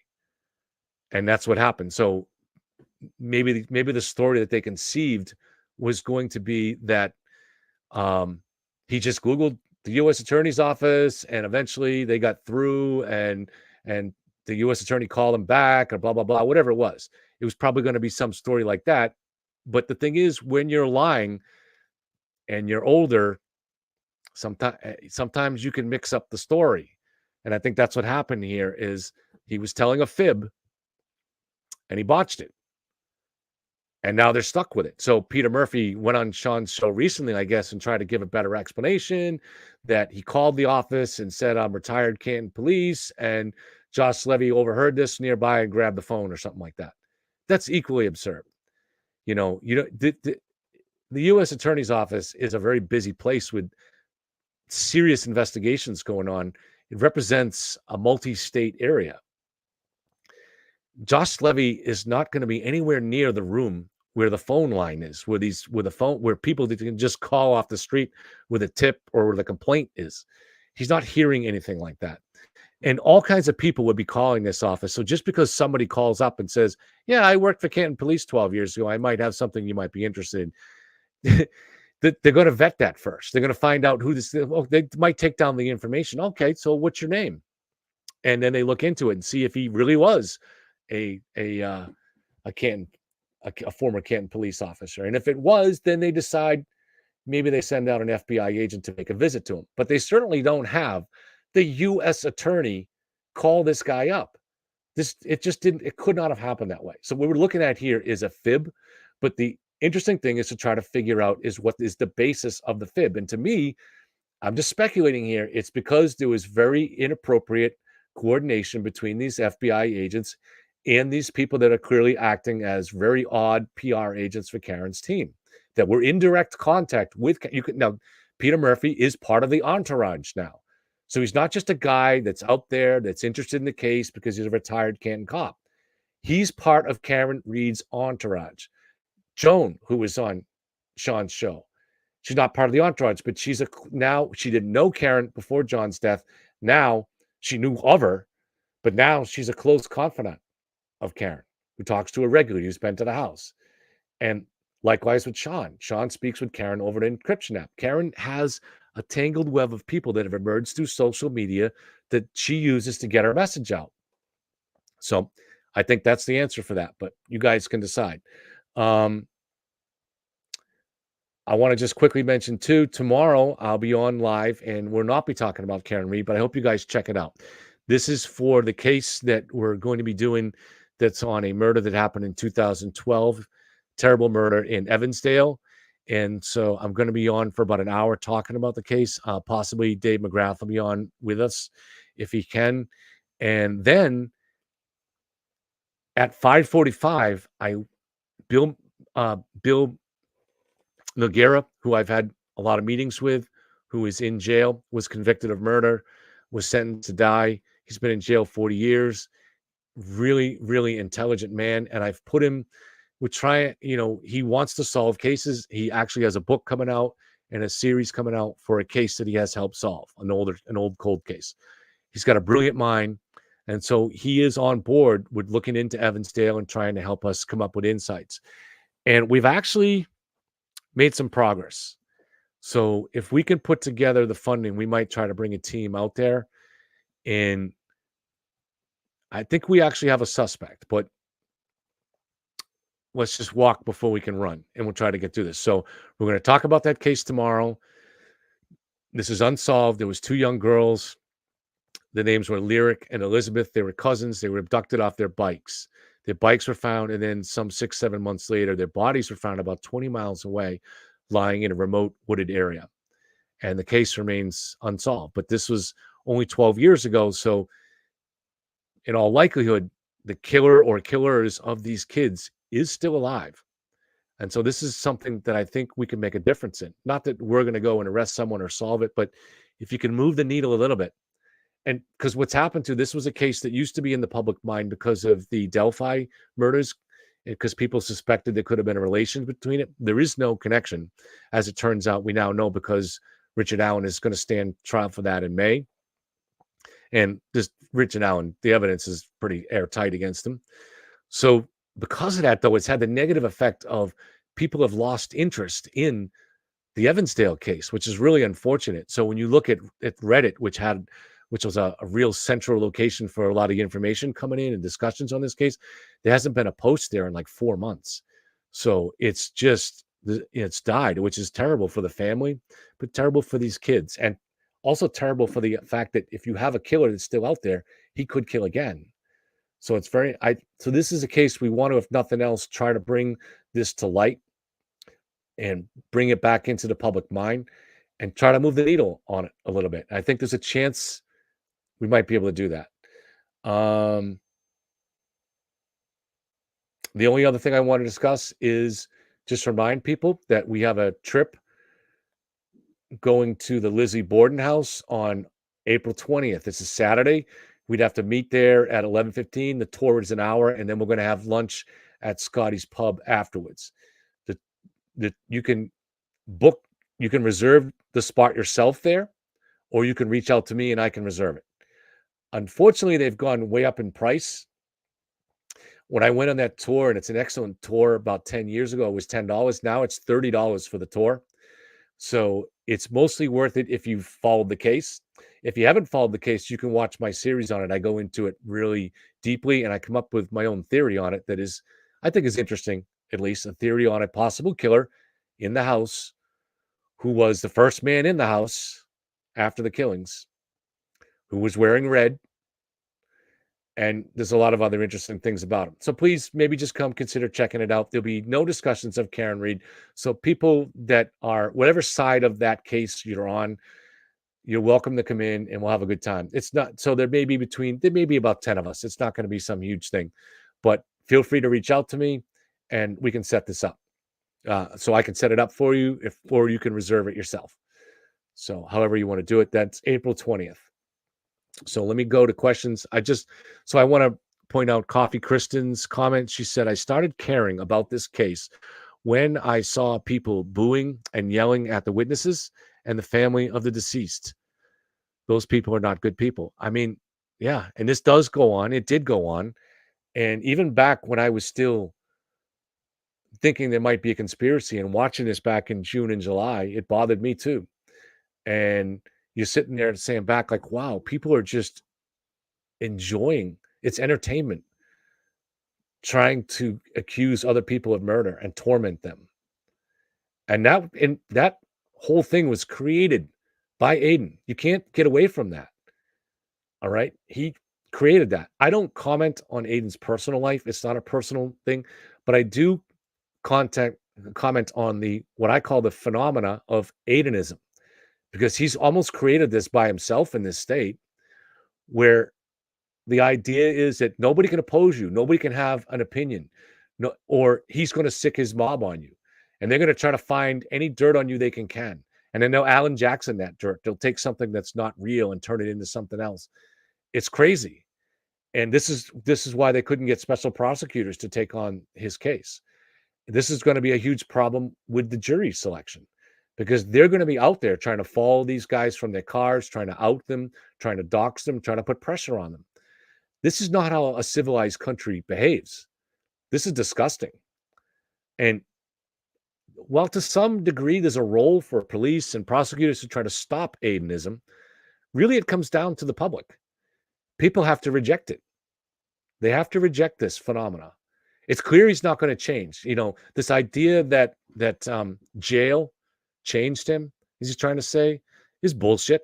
You could hope that it did, but it didn't, because 3 weeks ago outside the hearing, he's picking fights with Paul O'Keefe, the brother of the victim, in front of their mother. Paul O'Keefe has nothing to do, despite what Sean thinks, of this conspiracy. It's cruel. It's unacceptable, but people are going around getting Turtle Boy to sign his autograph and donating hundreds and thousands of dollars to him and cheering that on. People need to make a stand against that. And if you're struggling because at this point, maybe you think that Aidenism is bad, but Karen Reed is innocent. Okay, I can at least sympathize with your struggle on that. But in a few weeks, you're not going to think that. All right. Maybe you haven't gone over the evidence to the degree that I have. So you still think that. Okay. Trust me. After this trial, if there is a trial, there's going to be no doubt in your mind that Karen Reed did it. There's going to be no doubt. And that's the point where you no longer have an excuse for rejecting Aidenism. It only stops when citizens stop it. It's the only way to stop something like that. It's kind of similar to phenomena, obviously much lower, but it went on in Mao's Cultural Revolution when they're grabbing teachers that might say something that they didn't quite agree with and beating them up. I'm not suggesting that's going to happen in this country, but it's that phenomenon of a mindless mob that his only goal for the mob aspect of it is to prove their place within the mob. So to prove their loyalty to the master and to everybody else in the mob. It's a dangerous phenomenon. It has happened before in different guises throughout human history and even in this country. But this has to stop. And the only way it stops is if enough good people in the state say that's it. We're not putting up with it anymore. And you won't have an excuse in a month and a half because the Karen Reed thing will be done. Now, a lot of people are wondering, is there any reports out there? There are people saying there are reports of Karen working out a plea deal. I have not heard anything on that, and I have pretty good sources. So, and that doesn't mean that such negotiations are not going on. I just think that I do still believe that at the end of the day, Karen will attempt a plea deal. I've predicted that for a long time. Predicted that since the summer. And I believe, but the way it works is that you really don't do that until the 11th hour, because this is how negotiating is, right? You want to create maximum pressure on the other side. Because if you go in there and they think they have you by the balls, they're not going to give you anything. So they want to make the state doubt as much as possible, for whatever the reasons are, that they might succeed here. And the main reason that they've tried to create this doubt on the state has nothing to do with the evidence. The evidence is pretty solid. What it has to do with is the fear of the mob and their ability to intimidate jurors. That's what it has to do with. And that all of this action since April has been an exercise in trying to create leverage by creating a mob that would potentially influence the jurors. That's what this is. All we're seeing here was an exercise in that. You're not going to see any of this bullshit in the trial talking about a third party culprit theory. You're not going to see it. You're not going to see it. I've said that for a long time, and the evidence is there more and more all the time. You're not going to see it happen. So in normal circumstances, it would not be difficult to get, assuming the state does have a reasonably convincing accident reconstruction theory, assuming that that's the case. I'm told they do have that. I have no idea what it is. But assuming that that's the case, it's not going to be difficult for the jury to get a jury to convict on this case, except for the fact that some of those jurors might be nervous. So, yeah, go ahead. Pull up the questions, Tom. Tom is going to, if you're still here, Tom, there's a couple of questions he wanted to point to. So go ahead, Tom, pull them up and I'll see them on the screen.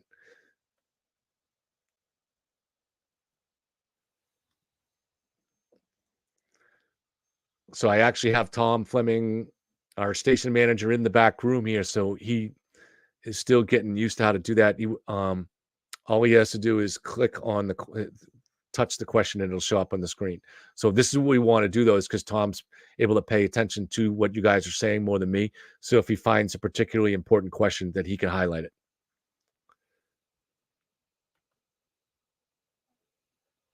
Oh, Pat, Pat, thank you for the $4.99. I very much appreciate it. Ashley, thank you for becoming a member. Frank became a member for 1 month. Thank you.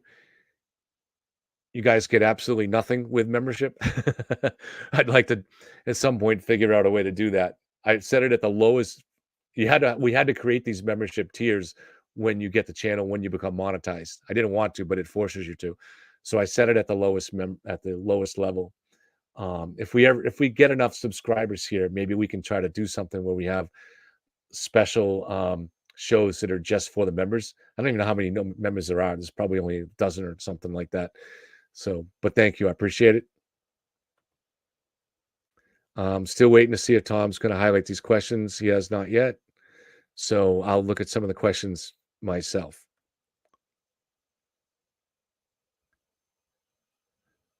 Oh, actually, I think he's put them in the chat. All right. I thought you were going to highlight them, Tom. So Tom, I think, is repeating somebody's question. Is it true that Alan Jackson has confirmed he is only in the case for pre-trial, not trial? We need confirmation of that. All right. People ask me about this. I have no idea, obviously, but my guess is that I would be shocked if Alan Jackson is not the main litigant in this trial. Even if, hypothetically, Karen ran out of money and Alan Jackson has to do it pro bono, where she owes him.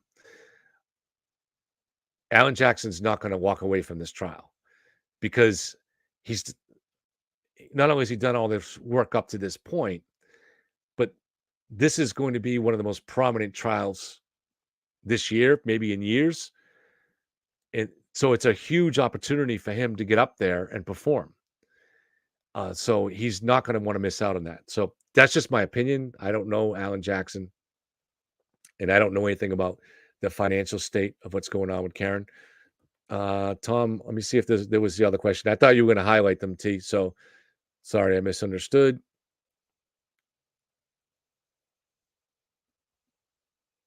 Mary says, all right.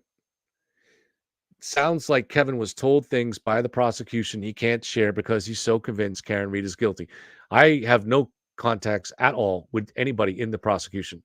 I don't have anybody that is even 6 degrees to Kevin Bacon connected to the prosecution. Nothing. Nobody. It's just simply a weighing of the evidence, Mary. And as I've said, it comes down to the taillight. If there was no way to tamper with that vehicle, unless there was a way to tamper with that vehicle and plant that evidence, then Karen is guilty. And there's no way around that. So in order to show that Karen is innocent, you have to show that the taillight could have been tampered with and that evidence could have been planted at the crime scene. And once I learned all the way back in, I think maybe September, exactly where the SUV was during the points of time during that day, it became clear there was no opportunity to get evidence to tamper with it until after it was towed. And now we're seeming to learn now I don't know what's in those videos. I have no description, but we're seeming to learn that Karen's SUV, when it was taken back to the Sallyport, the garage that was run by the Canton Police, that's where the state police teams came in, the chem team and the cars team, and they did their work for several days, examining it for all evidence. That was under 24-hour surveillance, and that surveillance seems to have now been submitted into discovery a couple of days ago. So that eliminates any chance for the vehicle to be tampered with. It eliminates it. Where could it be tampered with?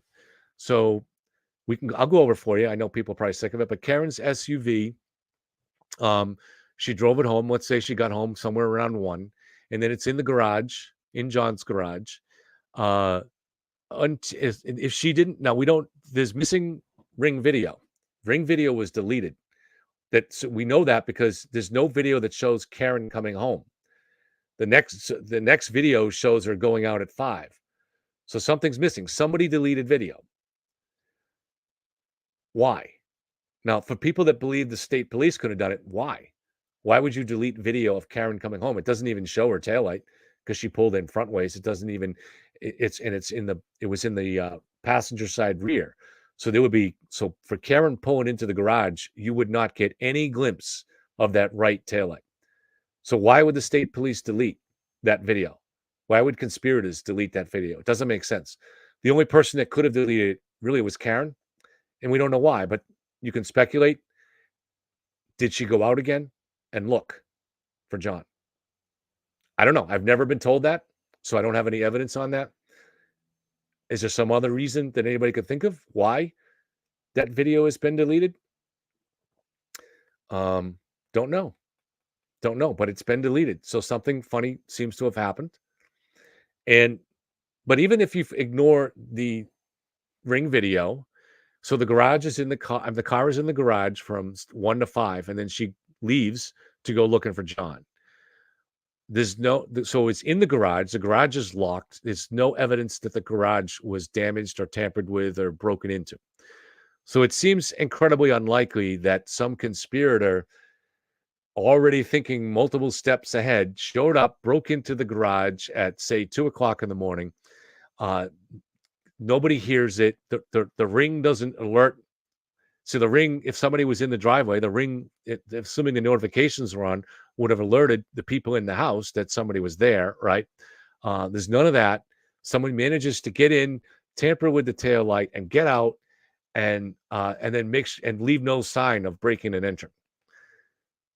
You know, if this is a Tom Cruise movie, maybe that's possible. But if there's no Mission Impossible operation taking place at 2 a.m., nobody tampered with it at that time. Then Karen takes the car out. She eventually meets at Jen McCabe's house with Jen and Kerry Roberts. Jen drives Karen's SUV back to John's house with Karen as a passenger and Kerry following. And they leave the SUV in the driveway, presumably front ways, so we don't get any look at the taillight. I haven't seen any video on it, so I don't know. But we know from their testimony that at that time, Karen showed them that the taillight had been damaged. And you might say, why? Well, I'll speculate that in a second. And that's obviously just speculation. But this seems to have been the time also when Karen, we're going to hear audio that she pulled the piece out and dropped it in the driveway, that she describes the taillight as being shattered and missing pieces and showing wires. So that's when they left. Now, at that point, it's already, and actually, we can look in the video too, as I've showed, that you could see there are substantial pieces missing when she pulls out at 5. So you could probably say, all right, if there was any tampering that happened, it had to happen between 1 and 5, when somebody miraculously broke into the garage without triggering the ring, without being recorded by the ring, without triggering the notifications, and without leaving any signs of damage. Unlikely, right? But maybe for some reason you don't accept that's what's clearly in the video, the missing pieces at 5 a.m. Well, where do you think the tampering was going to happen? So at 5:30, the car is back parked outside the garage. The niece is up because she's aware that there's some kind of a crisis going on because John is missing. So the niece is, I think, 14 at the time. She's up. And within an hour, John's family begins arriving because they've learned that John is dead or been gravely wounded and has been taken to the hospital. So where in that period could it have been tampered with? There's a blizzard going on. So nobody has identified any strange tracks in the snow. Then Karen goes to the hospital, and her father and her brother meet her there, get her out, bring her back. They go back to John's house. I think they get home. They arrive there about 10, maybe 10:30. I've heard different things about how long they were there, but so let's say they were there for an hour or two. Then they drive the SUV back to Dighton to Karen's parents' house. And that's a 5-minute drive. And the SUV is parked there under ring surveillance in the driveway where it's really snowing heavy. So it doesn't seem like it's possible or really likely anyways that it could have been tampered along any parts of that path. Then it's towed back to Canton. a 40-45 minute trip at least. It arrives sometime after 5. The main taillight piece is found at 5:45. So somebody would have had to tamper with it there inside the police garage. That would be on video. That would be on video. So I mean, it's just to me, unless you can show the possibility of tampering with that taillight and planting evidence, there's no conspiracy. It's not even possible. It's just not even something that you can pretend to look at. So that's why I'm confident that it's game over. There's other things we can look at. There's strange behavior of Karen. There's a lot of other things that we can look at, but that's enough. There's evidence. You know, Bill McIntyre pointed out today that there is skin and DNA evidence were found on the taillight pieces that were found on John's clothing. That was great that he pointed that out, because I hadn't noticed it before. I had thought that it was found on the taillight, but actually it seems to have been found on the pieces. So, you know, if somebody planted those pieces, they went and managed to get skin and DNA and maybe blood evidence on those pieces before they planted it. That's just, you're getting to levels that are just impossible. It's like the 9/11 conspiracy theories. They're just impossible to put up. The idea of somebody's flying empty planes into the buildings and faking the calls, and there was really explosives planted. It gets into Nuttyville, and that's where we're getting here. Let me see if I can find Tom's other question.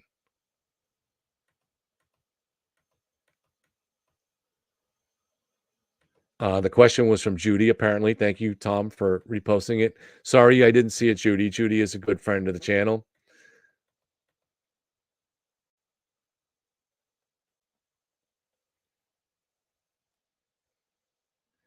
See, now, Stephen Fenner, you don't just get on here and lie. You don't get to just make stuff up.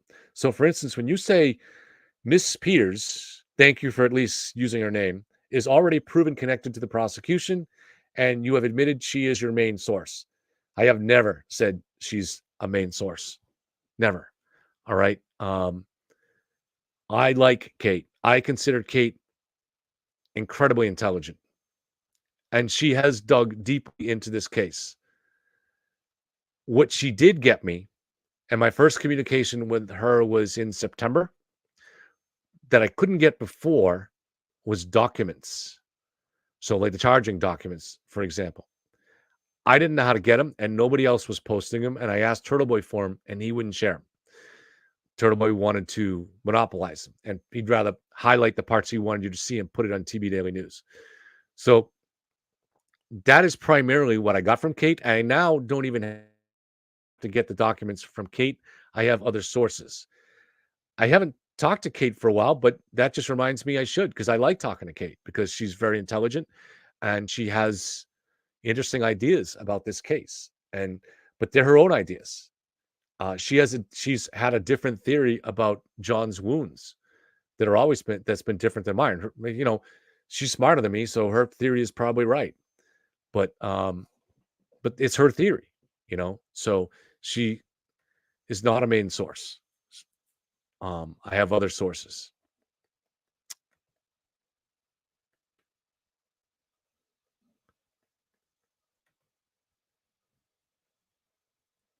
Also, the rumor going around that Aiden is now working with the feds. Nah, I don't think so.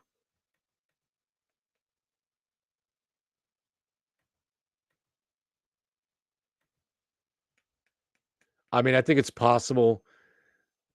There was a strange connection where an FBI agent, whose last name is Wiener, seems to have interfered with the Victoria Haskins case on his behalf, tried to scare her out of testifying. But that seems to have been a favor that was done. We had the phone call from Aiden to Karen, or the communication from Aiden to Karen through Natalie, rather, at that time. And Karen communicated back in a fun kind of way. She was in a jovial mood. Contact AJ, contact Ajax, finally contact Alan Jackson. He's home alone with his daughter. Contact Alan Jackson. And then we learned in a subsequent message that he did contact Alan Jackson. So that was in mid-May. And within days, certainly within a week of that, that's when Victoria Haskins strangely got her call from an FBI agent whose last name is Weiner. And after that, Victoria Haskins went away. Very, very interesting. But I don't think it means that. So that less suggests that Aiden is a Fed, as that the Feds were doing a favor for Jackson and Yannetti, or for Karen, some combination of those things. I hope that somebody gets to the bottom of that in this investigation, because that's wrongdoing. You have to call it what it is. Find out exactly what happened there.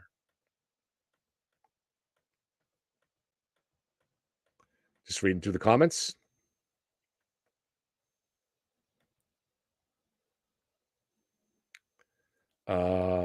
Carrie Ann, why would video be deleted? I mean, as I said, we don't know, but the only thing we can think of is that Karen did something in that driveway that she doesn't want seen. Did she take John? Some people have speculated that she might have taken John's car out to look for John, because John's car was parked there. Did she move John's car? Did she go out herself in her own car? Don't know. And there are indications that Karen's phone GPS was turned off. When was it turned off? So, was she smart enough to turn her phone off, leave her phone home? I don't know. Hopefully they checked the information on John's car too, because cars do have a GPS chip in them, but sometimes it can be tricky getting that information out of the storage, out of the black box or the entertainment system, wherever it goes in the car.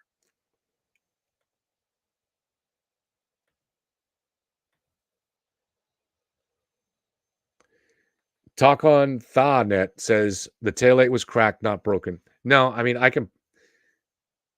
let's see if I still have this open.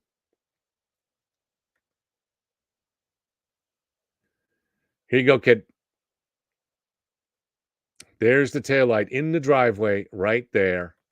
Okay?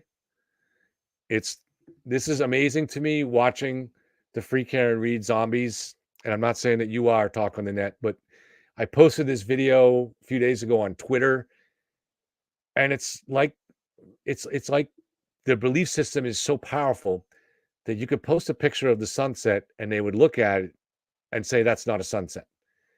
I mean, it is what it is. You can see there are pieces missing right here.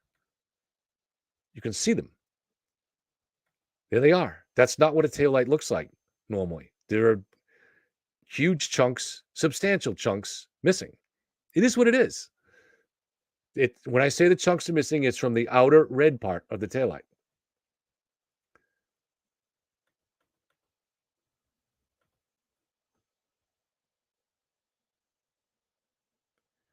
Judy, I don't know when Alan Jackson is returning. I guarantee we'll see him for the trial. Stephen Fenner. Dude, this is what I'm talking about, kind of the Free Karen Read zombie. Another lie. Proctor had Officer John O'Keefe's phone and had access to it on day one. Did you ever tell I think he meant truth. Use your brain. I know people in the zombie horde crave brains because their own brains don't work very well. You have to ask yourself a simple question. This is a matter of critical thinking. If Proctor, let's assume Proctor could break into that phone and delete Ring video of Karen coming home. Why would he? How would video of Karen coming home, or of anything that happened in that driveway, why would the conspirators care about that? So why would Proctor want to delete that? And nobody ever answers that question. This is why I say zombies. Brains. Look, I ask it. I've been asking it for months, and I never get a single answer. If it's somewhere out there in the ether, I haven't seen it. There's no motive for the troopers or for any of the conspirators to delete Ring video of Karen coming home or whatever Karen did in her driving habits that day in the driveway. There's no motive for it. The only possible person who has any reason that anybody has thought of to delete that video is Karen. I'll try to get to the end of the comments to see if you've come up with an idea.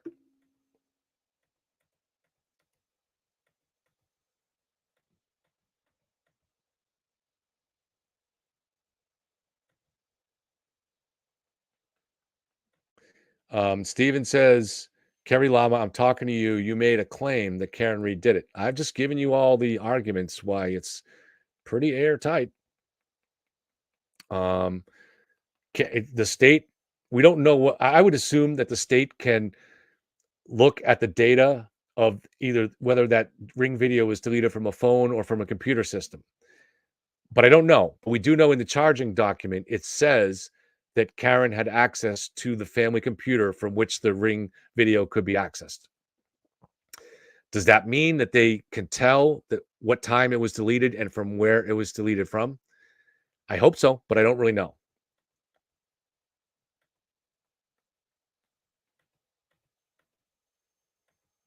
So I see people are still asking in chat. They were asking in chat back then. I'm about 10 minutes behind, but they were asking the same question that I was.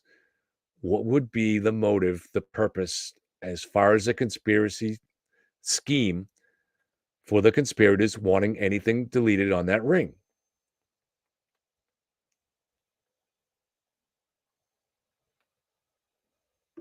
Wicked Psyched is talking about why wouldn't they seize the computer? They probably did, right? I mean, I don't know. I've looked over the discovery material list. There's a lot on it. Maybe there's something on that about the computer. Maybe there isn't. They do mention the family computer. So I would think that they may not have taken the computer, right? They may have just taken a what do you call it? A download of the hard drive of the material on it. And that would be enough, right? Because that way you don't have to, the people in that house, the nephew and the niece may have relied on that computer. You don't want to take that away from them.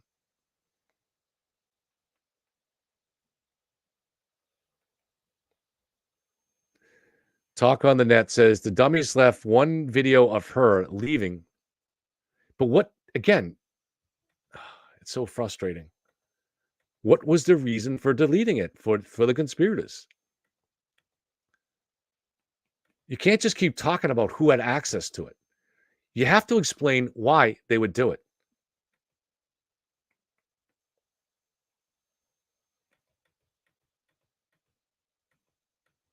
Otherwise, you're not a rational person.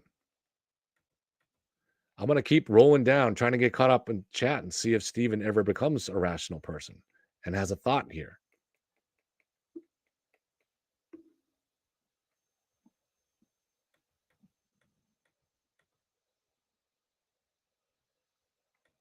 Kathy says, it's so unreal. Every fact is being unraveled before your eyes. And it really is. And it's just at some point, they're just not going to believe it no matter what.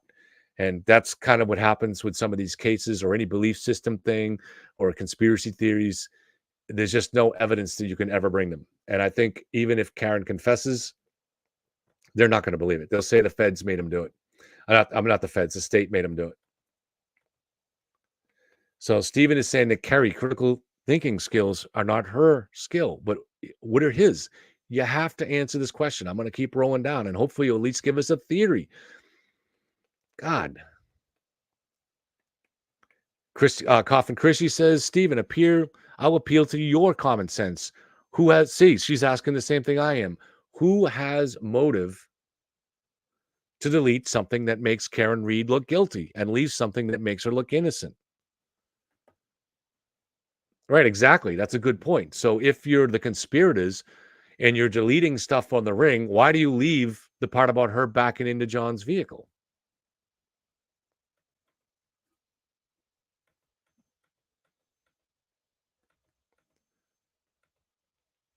I'm going to keep rolling here, and I'm rolling through your chat, trying to get caught up.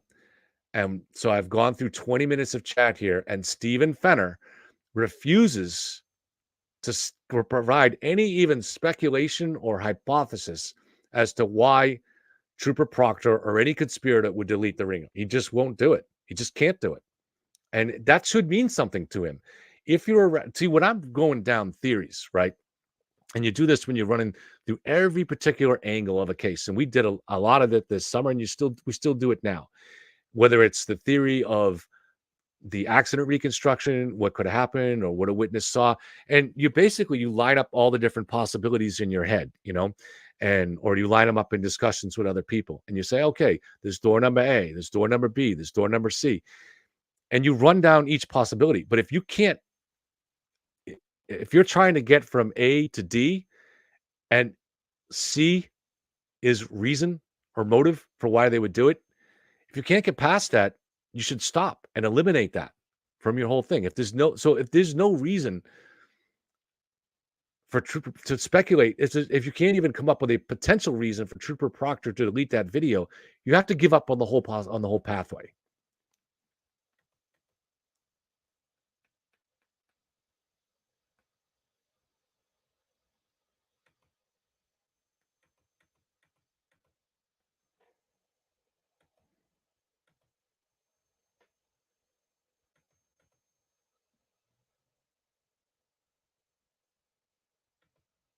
All right, so I guess we're getting to. I'll highlight it. Steven's here. He's being a good sport. So he obviously doesn't agree with me, but he's being a good sport and being polite. So thank you, Steven. I'm happy to highlight your comment. He says, Kev, how do you enter that into evidence with the non-existent chain of custody? So I'm not sure if we're still talking about the ring video, or if he's changing to a different piece of evidence. I'm not sure why we think there's any problem with the chain of custody. Now, remember, John's phone took an unusual path to get where it did, because it was found in the snow it was found on the lawn underneath John's body. So we don't know exactly how it got passed around. So presumably either a first responder or a police officer, or possibly Karen herself or Jen or Kerry picked it up. More than likely, I would say one of the first responders picked it up. Where did it go from there? Now, if you're saying that we don't know what the pathway it is, I don't know yet. I mean, we don't have access to all of that evidence. And those are the kind of details that you find out in trial, because we don't have access to that now. I have no reason to doubt that anything unusual happened with it. Proctor didn't get involved in the case till many hours later. The state police didn't come on till, I think, about 1 or 1:30 or something like that. So this is hours later. So where did the phone go in the meantime? I can't say, but again, there's no reason to think it was anything unusual. I would assume that it got into the hands of the Canton police. Did one of those guys carry it around in their pocket until the state police arrived, or did they bring it to the Canton police station? I don't know. But there's no reason to think anything unusual happened with it. And it's not surprising, because they were trying to save John's life. It was not a murder investigation at that point. It's a chaotic scene in a blizzard, and the phone is found in the yard. So it's going to get picked up, and in that chaos, who knows what happens to it. And yes, I would think eventually later on that should be documented by Michael Proctor or whoever took command of it. I have no reason to think that it wasn't documented, and neither do you, because there's no indication of that. But you still have to answer the fundamental question. Why would the conspirators delete anything on that? I'm at the point now, I don't think you're going to attempt to answer.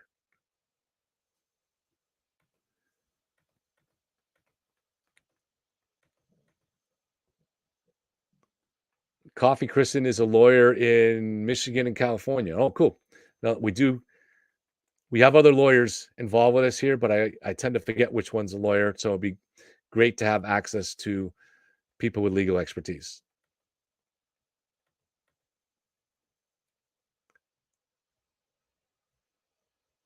What did I lie about? I'm not sure, Steve, but if you said that I said that Kate Peters is my main source, that's a lie.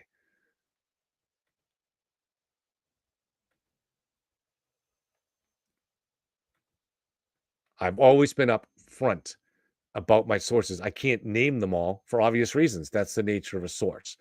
But I'm not lying about any of them. And Kate has been a source of some things at different times, but she's not the primary source. I should give her a call soon because I like Kate, and it's great to talk to her because she's really intelligent and she's objective about this case. And she has managed to get a lot of information. But no, she's not a main source.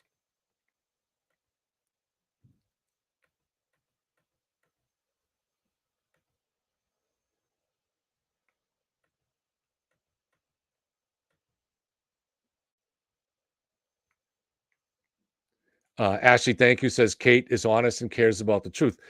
This is another thing that obviously Kate and Aiden worked together at one time. I didn't know them back then. They may sometimes have some of the same street fighting techniques, let's say, but Kate actually really does care about justice, so doesn't want to do anything that would interfere with the investigation. And she also cares about the victims, and she's been very generous in helping out some of the former let's say, former girlfriends or other people that are kind of victims of Aidenism. And she's been generous in helping a lot of these people on the side just strictly because they needed help. And I think from her own background, she's sympathetic to people that have been manipulated and abused.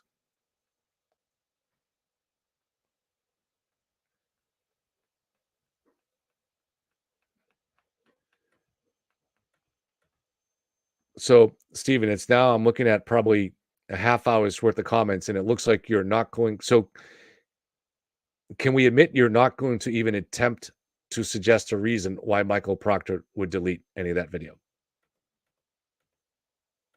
I mean, doesn't that tell you something if you can't think of that? This is the problem with the free can read people. They just move on to, okay, well, then let's just move on. It's like Grifter today in that video, talking about, let's see if I still have that clip.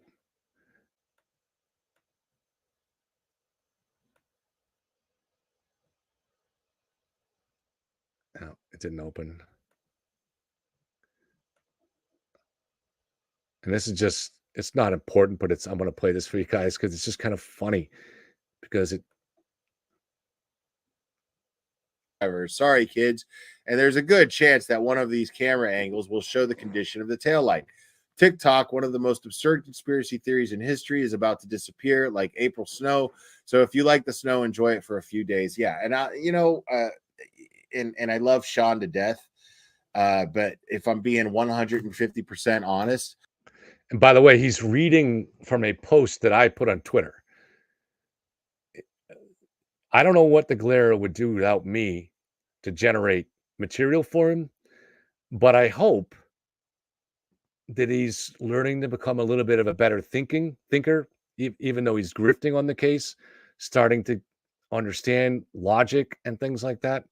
But see what he says here. He has, go back to it again. Sorry, kids. And there's a good chance that one of these camera angles will show the condition of the taillight. TikTok, one of the most absurd conspiracy theories in history, is about to disappear like April snow. So if you like the snow, enjoy it for a few days. Yeah. And and I love Sean to death. But if I'm being 150% honest, I could give a fuck about the gripe about the taillight between the ongoing taillight wars that are taking place between Plevin and Sean. I don't give a fuck about that because I don't think, and like I said, it's no disrespect to Sean. What I mean is, that's such a small thing. These details and all of this meticulous, arguing over the taillight, it doesn't matter. Like, it's very easy to just poke holes through anything in regard. Does that sound intelligent to anybody? He wants to tell you that it doesn't matter, but doesn't have the brain to tell you why it doesn't matter. If you're going to explain why the glove in the OJ case doesn't matter that they found at the crime scene that presumably belongs to the murderer, you have to explain why it doesn't matter. If you want to explain why the empty shell, the unspent shell, was found next to the bodies of Abby and Libby, that has been traced to the gun of Richard Allen, you've got to explain why that doesn't matter. You don't just come out and make a statement and say, it doesn't matter, because it doesn't matter to me, because I'm an idiot and I can't think of a reason why it doesn't matter. And basically, it's because now that I've pointed out, and with the help of Hillbilly Nitro and other people, that there were clearly pieces missing in the driveway. So rather than say, oh, shit, they just say it doesn't matter and don't even bother to craft an argument. This is what grifting is all about. That's not even good grifting. Jesus, if you're going to grift, at least make a good argument. At least come up with some kind of bullshit. He isn't even smart enough to come up with any bullshit. I mean, it's unbelievable. You know, take that off the stage.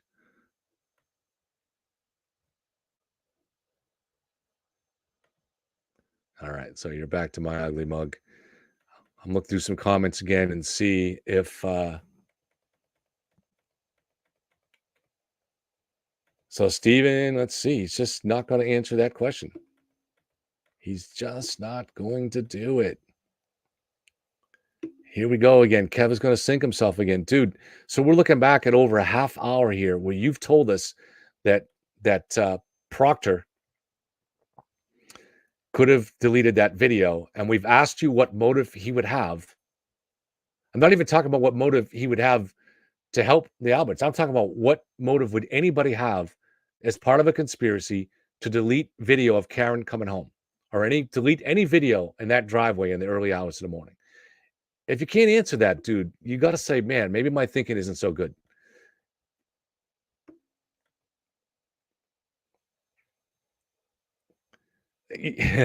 Steven, this is why, I mean, it's, oh my God, I can't be respectful. I can't. You're looking at the taillight with those missing pieces. Even Lauren was saying, yeah, I mean, you could see she was trying not to say it, but she's saying, well, it could have happened in the driveway, you know? And then I went back and showed there were no pieces in the fresh snow there. But looking at the taillight now, Stephen Fenner says, and it's fully intact. That's absurd. That's absurd. It's like I said, this is the problem with the free Karen Read zombies. They just, something in their brain is shutting off their ability to see even obvious things. It's crazy.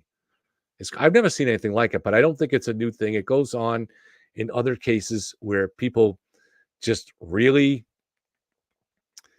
feel very strongly about something, so their brain starts filtering out even obvious information.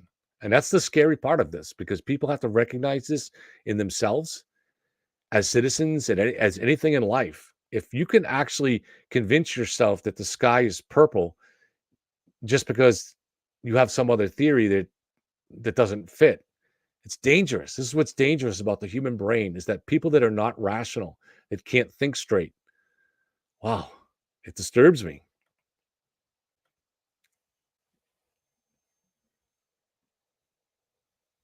Frank Perry is always been respectful and is relatively new to the case, new to this channel. I am still stuck on, if they were at Fairview, how did they know John and Karen would fight and she leave, and they were all set up to frame her? And this is something that would have to be a plan. Exactly. This is something that people should have been asking from this back at the beginning, even when you thought maybe there was something shady here, as I did. My initial series on this, it was like a 12-part series on this, was called Framed ? Because all we had for the evidence back then was the defense material that was being sent to us through Turtle Boy. And there were just too many holes in this that made it a really unlikely conspiracy theory. The whole idea of John going in the house, 11 witnesses watching him be attacked, he's unconscious but not dead. They leave him alive. At some point, take him out and drop him off on their own lawn on top of his phone. Even before we knew the GPS data, you should have been looking at that and saying, okay, this is super unlikely.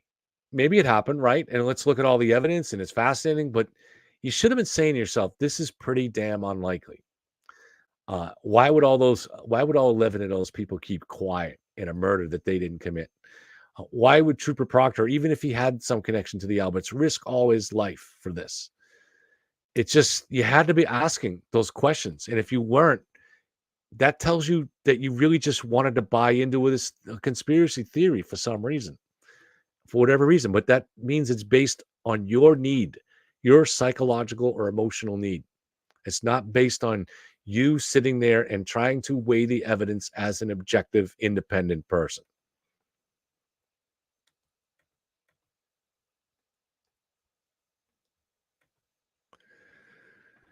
Oh my God. Should I ban someone for stupidity? Is that possible, guys? What do you think? I don't know. I don't want to do that. But Stephen Fenner still won't answer the question as to why. And he answers it now by saying he didn't have to break into the phone, dumbass. And if you actually had critical thinking skills, you wouldn't try to place reasoning. Proctor could have done it. Again, listen, if you don't, I'm gonna play down a rule right here. You're gonna keep bringing this up. But if you don't give us a reason why, at least speculate, I'm going to make you do this. If you don't speculate on why Proctor might have deleted that video, and then you continue to talk about Proctor and the Ring video, I am going to ban you. And I'm sorry about that. But stupidity sometimes can be a reason to get banned. It's ridiculous. I apologize. But I think stupidity can count.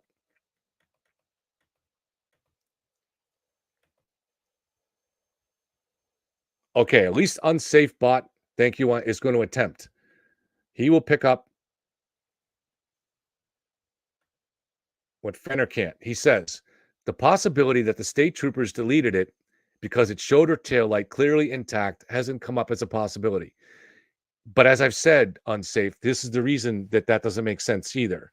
The car was pulled in frontways, and from the angle of coming home, you would not see anything of the passenger side taillight. Nothing. You wouldn't get a glimpse of it. So unless she did some kind of weird 360 in the driveway, which she didn't. I mean, we can see the way she pulled out. So she pulled in frontways and pulled out that way. Right? She pulled out frontways.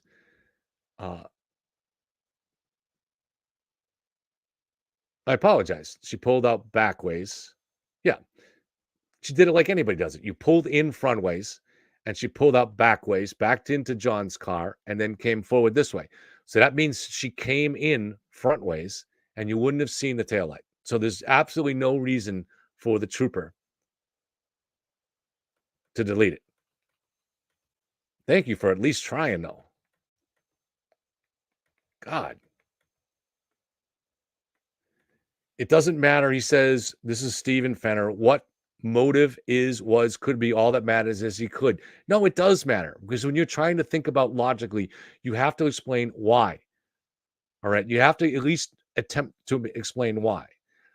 And if you can't, this is the problem with people's inability to think critically on this case, or in any case. If you can't think critically on this case, odds are you can't think critically on any case. So if you want to give us a reason, I mean, you have to say, all right, maybe there was some Mission Impossible operation going on by some state police SWAT team in the wee hours of the morning, and they wanted to erase evidence of it. But you have to at least try something like that. And if there's no motive, then it becomes absurd to think that Michael Proctor is going through John's phone and deleting videos of Karen coming home. Certainly, it's a million times less likely than Karen wanting to delete something that she did. Possibly either moving John's car or going out and looking at another time. Oh, my God. It's so frustrating. This is why this case drives me crazy. Because you have these conversations with people, and it's like, it's a place that logic just won't enter.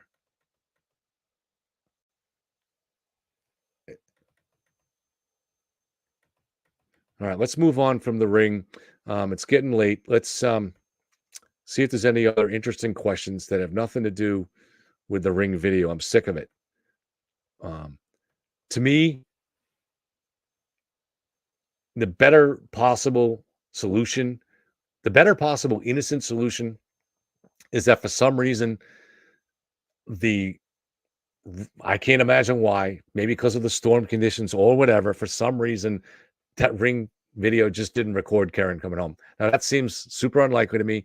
I think by far the most likely explanation is that it was deleted. I don't know why it wouldn't pick her up, but especially it's not like the battery ran out or something, and we don't know if that's a battery one or a hardwired one. Actually, I believe it's a hardwired one, because what we found is with the research is that only the Ring systems that are hardwired have that color night vision. So that's the only reason we see a little bit of red on there.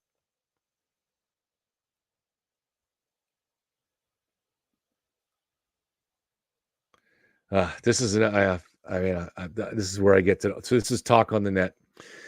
You would think if you see your friend that's a cop lying dead, when you call 911, you are frantic, screaming for help. I just, I want to be nice, but it's so absurd. It's so absurd, talk on the net. I mean, have you ever called 911? I've called it many times. When I owned a bar, or even before that, when I was a bartender, you have to call it. In many of those situations, well, any situation is an emergency, and some of them were, I was never frantic on the phone. From the time I first made those calls when I was 21 as a bartender, I was a senior in college, I always kept calm. It was just my nature. I always kept calm on those calls. And I got good at them too, because I understood that sometimes you want to get them to dispatch a car as fast as they can. So you want to give them that information before they can ask you 7 irrelevant questions. So I developed a way of handling the 911 dispatcher in a way that would make them move quicker. More recently, I had to call 911 a few times in my parents' home for medical emergencies. But last summer, my mom had kind of a small stroke. And so, I mean, there was another time my dad fell, and I fell down the stairs, and he's an older guy, was crumpled up at the bottom. And if you go and listen to all those calls, every single one of them, I'm not screaming. I'm calm. It's just the way I do it. It doesn't mean you're not feeling your heart's racing and you're feeling pressure inside. Yeah, absolutely. But it's just, a lot of people stay calm in those situations. And Jen apparently is like that. She sounded exactly like I would sound. So the idea that she should be out there breaking down hysterically, no. I think that's an old stereotype of how women are too. That every time the shit hits stuff, that's like the Hollywood movies from the 30s or something. And Jen McCabe is the mother of 4 kids. So she's probably dealt with a lot of little minor emergencies and stuff like that. She knows how to keep her head together. Every mom does. Moms don't get hysterical in situations like that. They keep their head. And so the idea is just crazy that that's somehow a sign of guilt that Jen kept calm on the phone. That's crazy.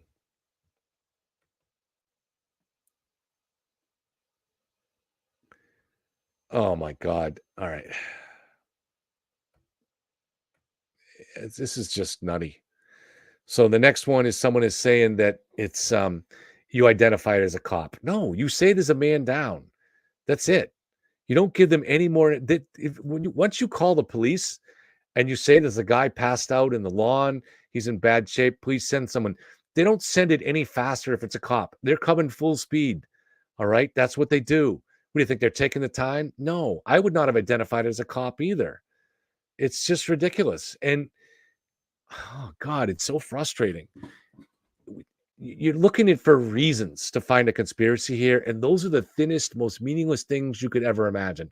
Look at the fundamental, foundational evidence. That's the key. In any case, look at the physical evidence. Look at data. Look at witness testimony that's backed by other witnesses. That's the foundation of a case. And you look for the stuff that, if it happened, necessitates a chain of things afterwards, or if it didn't happen, renders another chain of events impossible. So in this case here, because there was no opportunity to plant taillight evidence, and those taillight pieces were matched to Karen's car, They were matched to John's DNA, to John's skin and blood, and things like that. Because of that, if there's no opportunity to plant that evidence and do some crazy thing like plant microscopic pieces in his clothing and contaminate it with his DNA and stuff like that, a conspiracy doesn't make sense. And so to try to find it unusual that Jen kept her calm on the phone, or didn't mention that it was her friend, or didn't mention that it was a cop. You're trying to read things into this that just, I don't really think you should be doing true crime, because it's just not your forte. It's just logic, critical thinking just isn't your forte. And I'm sorry if that's, Tom's going to be getting mad at me for saying that, but dude, I just can't take it anymore. It's just so crazy.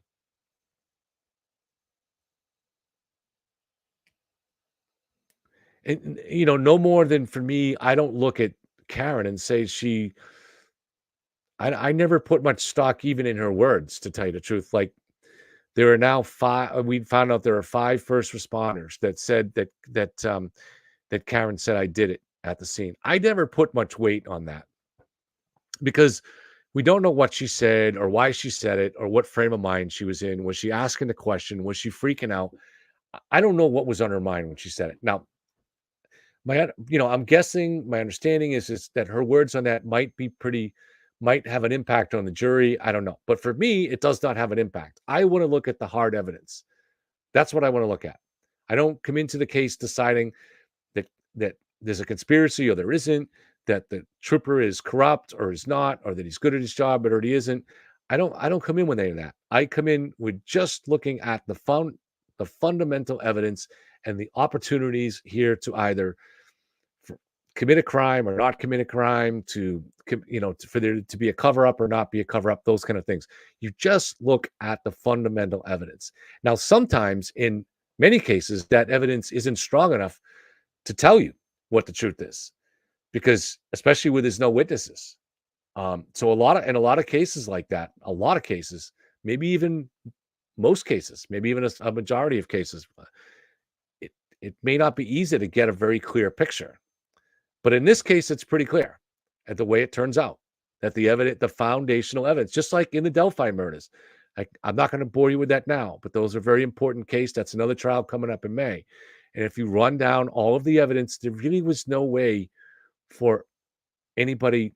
There was no way that Richard Allen didn't do it. Now, people can entertain the possibility that he was waiting for the girls, that he knew they were going to be there, so there's some level of an accomplice, that somebody set that up.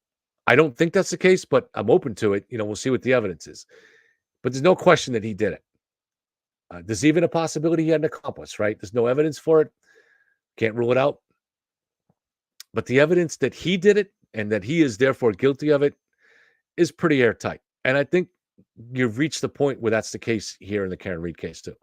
I think that's probably going to be the case with Kohlberger too. But there were no exact witnesses of Kohlberger doing it. You did have the one survivor that saw him in the dark and can match his body build. He was masked and in dark clothing, but can match his frame and stuff like that to him. But there is other evidence. So I think the case is very strong against Kohlberger too. But there are other cases, but we don't know. So, I mean, here, the evidence is very solid. And it is what it is.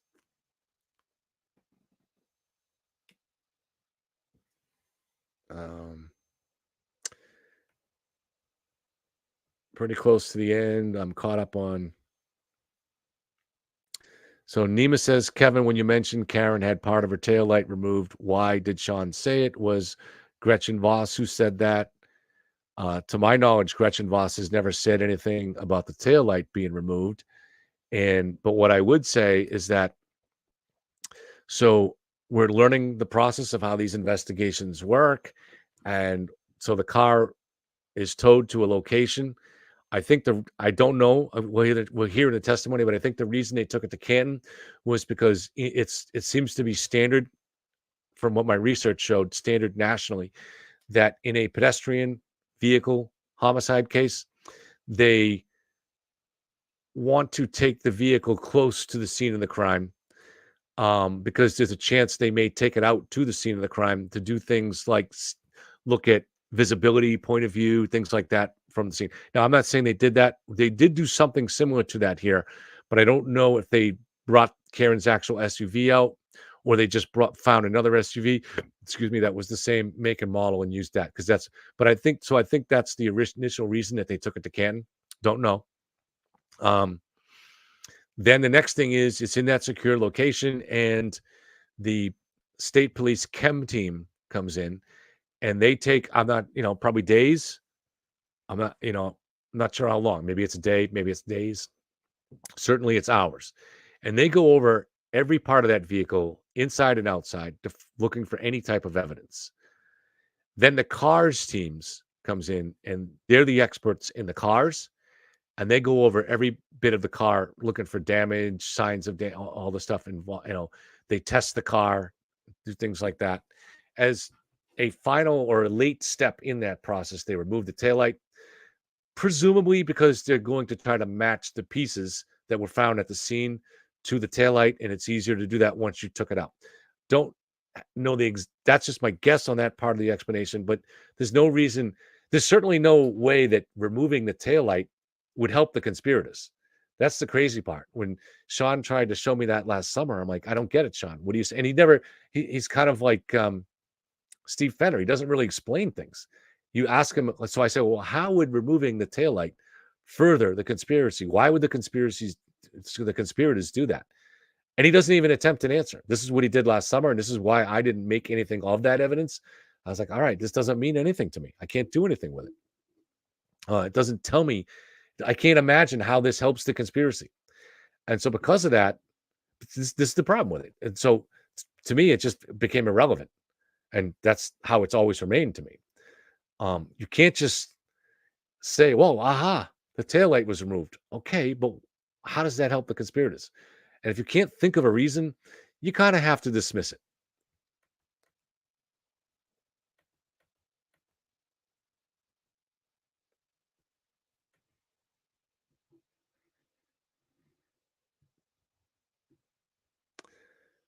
Carrie Ann, could both things have occurred? John getting beat up and hit by a car. Well, let's go by the evidence. GPS shows that his phone never went in the house. None of the witnesses in the house ever saw him. Ryan Nagel and the two other people in the truck part that came in right behind them never saw John get out of the car and walk up the driveway. So, and unless John dropped his phone on the lawn, went in the house, got killed, or all but killed, and then they carried him out sometime later and dropped him alive on top of his phone, he didn't get beat up. But also you can go by the medical examiners. They all say there were no signs of a fight. The medical examiners and the ER staff. So I'm going to say no, there's no chance that they both occurred. Unless you're going to, in theory, he got the wound in the back of the head. Did somebody whack him on the back of the head outside? Somebody leaving the party or some crazy person walking around the street. Well, but then the problem is, how did you end up with microscopic taillight pieces in his clothing, damage to the SUV, larger pieces of taillight around him and buried in the snowbank? So no, it didn't happen to both. I'm okay with the question because the injuries are strange enough that it's worth trying some outside of the box thinking, but no.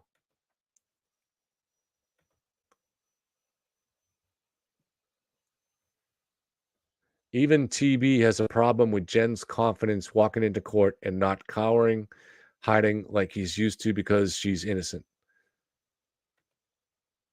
And so Caitlin brings up a really good point. None of John's friends or family think Karen's innocent. And this is something that, again, back even in April and May, when we didn't have a lot of the other information and all we had was the conspiracy theory stuff, and we hadn't heard from the prosecution in any of the hearings yet, you should have applied some skepticism. And and looked and said, isn't it interesting that none of the family and none of his friends think that he was killed inside the house? Wouldn't the family be angry if they thought that was the case? They all were strongly convinced that Karen did it. Now, they're not part of a conspiracy, unless you're Sean, who thinks that anybody's part of it, and he's blamed Paul and he's blamed Carl Dougal, John's best friend.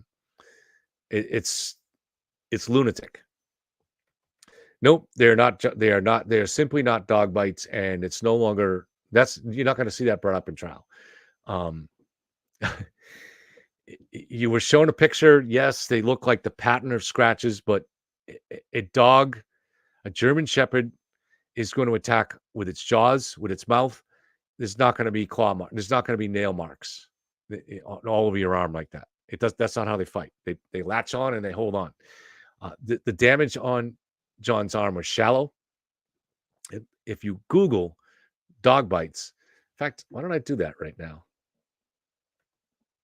Let's Google.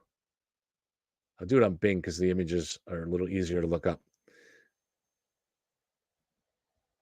I'm going to go with dog attack wounds.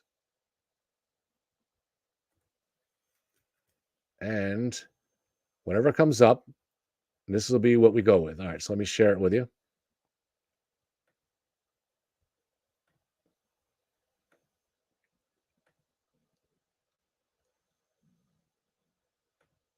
Okay.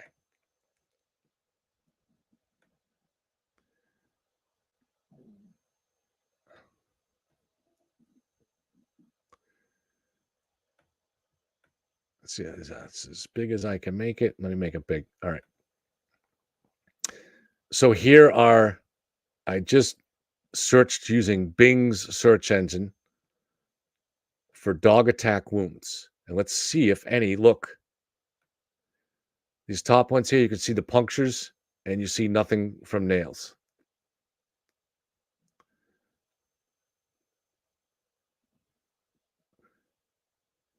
This one here, that with the article that says terrifying, does show one. Let's see if there's any scratches here. All right, so let me just check and make sure you guys can see it. All right.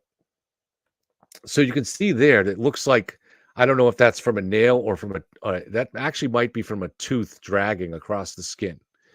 But look at how deep that is. That is one deep wound. And John's wounds, if you look closely at those pictures, are very shallow. So at the most, it would be something that would be caused by a playful cat or something. Not at all from an attack. But let's keep looking down, see if we find any that are similar. See the bite right there leaves the puncture wounds.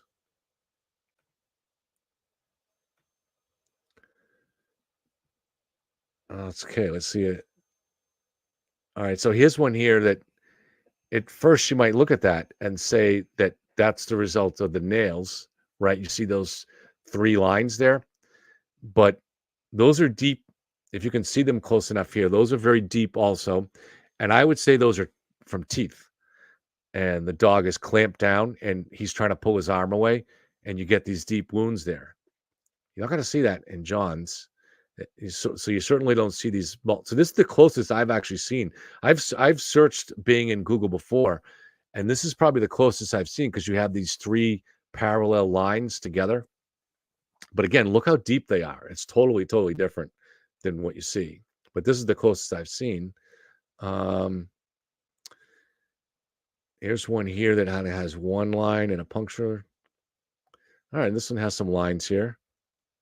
This one actually, wow, these 2 ones here are the closest that I've seen, and they just come up now. And I've searched this. So this is how I approach it. I go and I Google. Like, I didn't just, when I saw this back in April, I didn't just assume. I Googled what they look like, and these are some of the closest ones that I've ever seen. But it still doesn't really look like John's.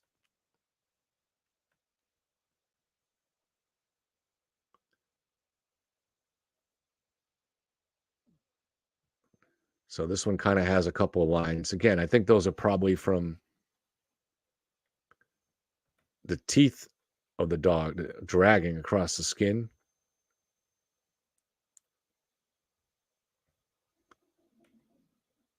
So again, you can see how deep that is. And if I go, I really don't want to bother. It's getting late. But if I go up and pull up the John's autopsy photos, they don't look like that at all. They're very shallow. And there's quite a few of them. But in any case,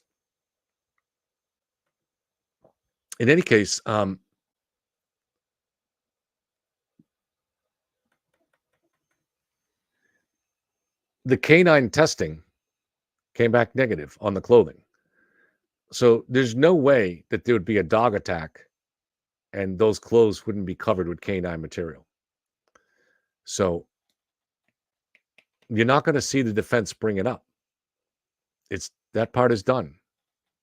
That's kind of been clear from the last several hearings. So Wuss 81 is bringing up, I think, a list of reasons for Karen being guilty, I assume. Data, witness testimony, DNA, critical thinking, people in their 40s and 50s. Yeah, well, actually, all right. So he's talking about why people do believe in the conspiracy. Yeah, as Jeff says, it's a dead issue, and it really is. The canine thing is dead. Esoteric Empire says those weren't dog bites. The defense has already abandoned that theory. Yeah, I mean, I think that's a safe thing to say. We can't rule out completely that they try to run this up there, but with the fact that John didn't go in the house and no witness saw that, I just don't see them running with this.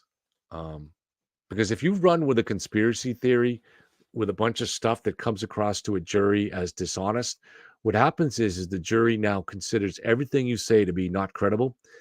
And so if you try to later on, as part of that, say, well, as Unetti said when this case began, my client may have done this, but she had no intention. That's the difference between manslaughter and second-degree murder. Second-degree murder involves malicious intent. So if obviously the goal to hit a home run would be to get Karen off acquitted, but the other thing might be to get her to get the jury to convict her on manslaughter, but not on second degree, so they don't find any intent. But if you, as a defense team, come across as dishonest and not credible with your theories to the jurors, they're going to reject everything you say, and she's going to get convicted of second-degree murder and go to jail she's going to be sentenced to 15 or 25 years. And I don't know how much of that she'll serve, but it'll be a substantial amount. I think a guaranteed 70% is the law. So it makes sense. If you think you're going to go down on second-degree murder, if you can negotiate a plea for manslaughter, it makes sense. And I think that's what's going to happen.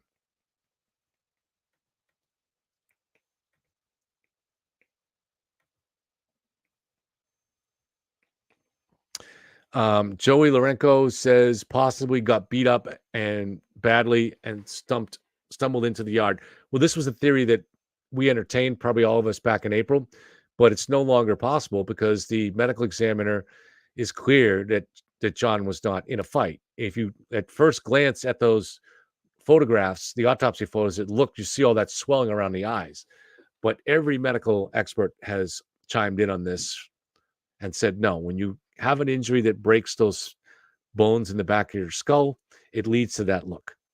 So it's just, you're going to have to, in order for that to have happened, or even to convince a jury of that, you'll have to convince them that all the medical experts are wrong.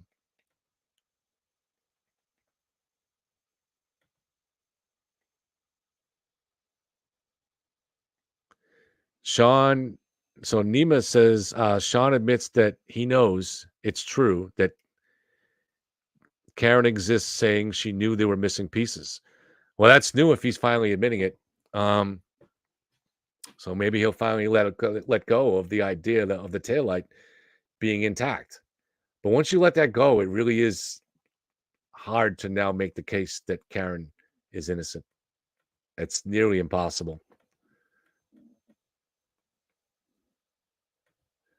Jay Kelly says, what happened with the elections? I don't follow Canton's politics, but obviously the town of Canton spoke and they rejected the Turtle Boy candidates, the Turtle Boy ticket. So Boy is not the mayor of Canton, as he proclaimed himself last summer. He would not win the election there if he moved to Canton because all of his candidates lost. So I would say while he certainly has his share of fans there, he's more public enemy number one. And boy, after this trial, it's going to be more clearly that.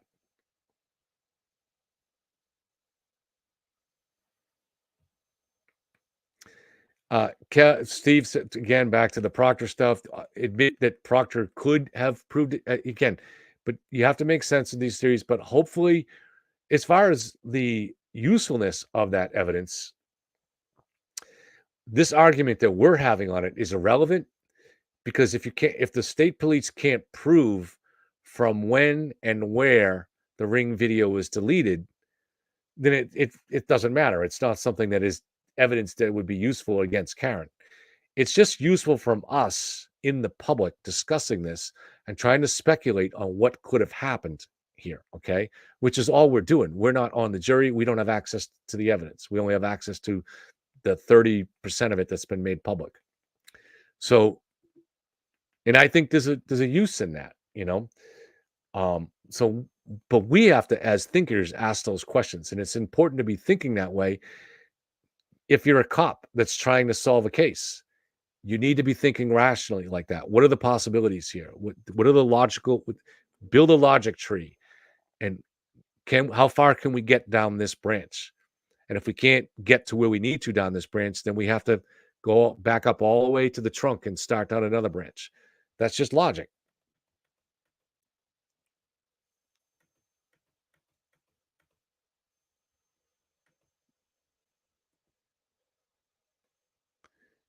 Again, Steve is saying there's no chain of custody. We don't know that. So this is another problem. But I am glad he's saying this because I want to it highlights another problem. This is something that Lauren pointed out in my interview with her, where she was talking about.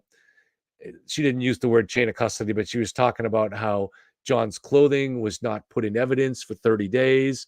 You hear Sean talking about chain of custody issues, and you hear Melanie Little, who seems to be another PR person for Karen, talking about him. But we don't know any of that. All right. We don't have any of that evidence, and we have not heard any of the testimony from the investigators. What you have is a defense team using their direct minions. So Olivia and perhaps Melanie Little, Sean, putting out these things saying it's not documented when this went into evidence, or whether it was whether the exact chain of custody is known.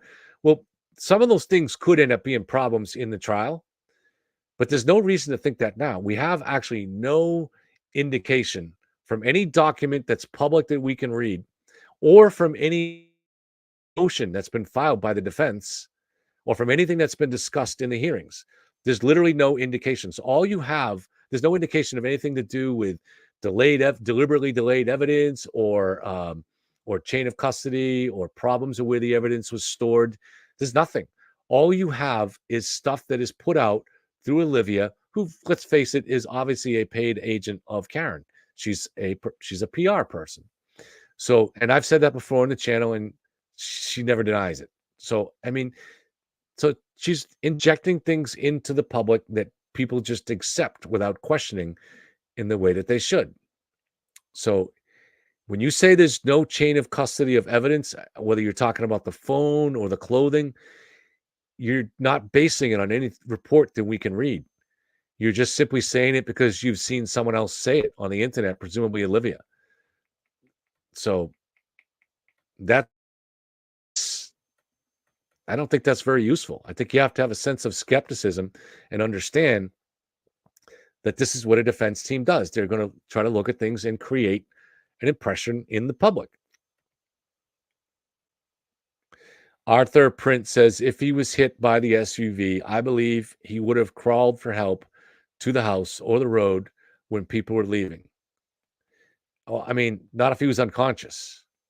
So, but I mean, this is why we have to see first the police to discuss and the first responders what evidence they saw at the crime scene. Is it possibly evidence of someone crawling in the snow or crawling in the mud? What did the CERT team for the police find when they went there at 5 o'clock and started digging up in the yard and looking for evidence? And then what does the accident reconstruction, which is going to be based on all that evidence, what they come up with? So, assuming they give us a good explanation, then that stuff won't matter.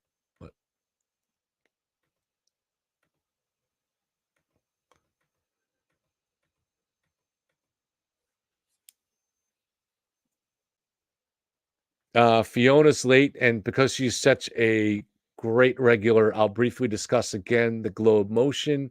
So yeah, I mean, I think it's really interesting. So in the motion, and we only know this because the judge put out a reply, or I'm not sure replies. I'm not sure what it's called. I'm not a lawyer, but she has said that she wants to hold a hearing on this motion from the Boston Globe as soon as possible, and if possible, on this Tuesday, April 9th, which is stunning that she's actually not just dismissing this motion outright, but she's going to hold a hearing on it. Now, the indication we have of what the motion is for is the Globe wants, we have to kind of piece this together a little bit because the judge says that they have to inform the U.S. attorney about this request. So presumably this is to give the U.S. attorney a chance to come in, to send someone into the hearing, or at the very least communicate something to them about their opinion on whether any of this will be released to the Globe. What is the Globe looking for? They want to know about the origination of the investigation. How did that happen? And I think they want to know what was the level of coordination, communication between the feds and Karen Reed's defense team, which is highly unusual. And I think the judge wants to know it too. And this is why the judge is having the hearing. And I believe that much of this is the work of Michael Morrissey, who I've been told since early on is no weakling. He has a lot of connections. He's a mainstream Democrat that's been in office for a while in his position as DA. His county is close to Boston. So he's a plugged-in guy. And plugged-in Democrats, their newspaper is the Boston Globe. That's who does their bidding. So I would suspect there was a degree of coordination between friends and allies of Michael Morrissey and the Boston Globe. What they want to do is the feds are arrogant and they only tell you what they want. And the only way to really pressure them, that the state doesn't have any legal control over them, the only way to pressure them is through the media. And so this is the beginning of what I think is going to be a campaign to get the feds to come clean on what happened. And if they don't, to create pressure with either the ethics office of the Department of Justice or the Office of Inspector General, or both, do an investigation here to get to the bottom of this. And they may or may not do that investigation, but they're much more likely to do it if there's pressure. And there's what better forum to do that than at a hearing before this trial, when all eyes are on it, and the cameras will be in the courtroom. And so so I'm really curious to see what those lawyers from the Globe say and how hard they hit it. But I think they're going to hit it pretty hard. And they say this looks like an irregular investigation, at very least an unusual investigation. And we want to know, we want the judge to release enough of that federal material and make it public so that we can see it. And I think that's fair. Now, I don't know if they'll release any of it. If nothing else, you'll get the Globe getting to make that case in court. We may get the U.S. attorney send someone to explain their actions. They've refused to send anybody to any of these hearings in the past. They've wanted to avoid it. It might be getting hard to avoid it now. And maybe if they don't send anybody to explain it, and the Globe makes a good case, maybe the judge says, you know what, I agree with this. And, you know, they're illegal. This is a really strange gray area where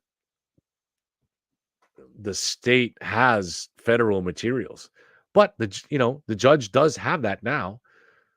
So if she rules that at least part of that material enough showing why the investigation was launched, what is the U.S. attorney going to say? No, we don't want to tell you that, because that's not going to jeopardize the case. That's not going to jeopardize the Karen Reed case. I can't think of any reason why sunlight wouldn't be the best solution here, where the feds don't come clean and say they don't want to do it because I think there's a lot of egg on their face. So we'll see what happens.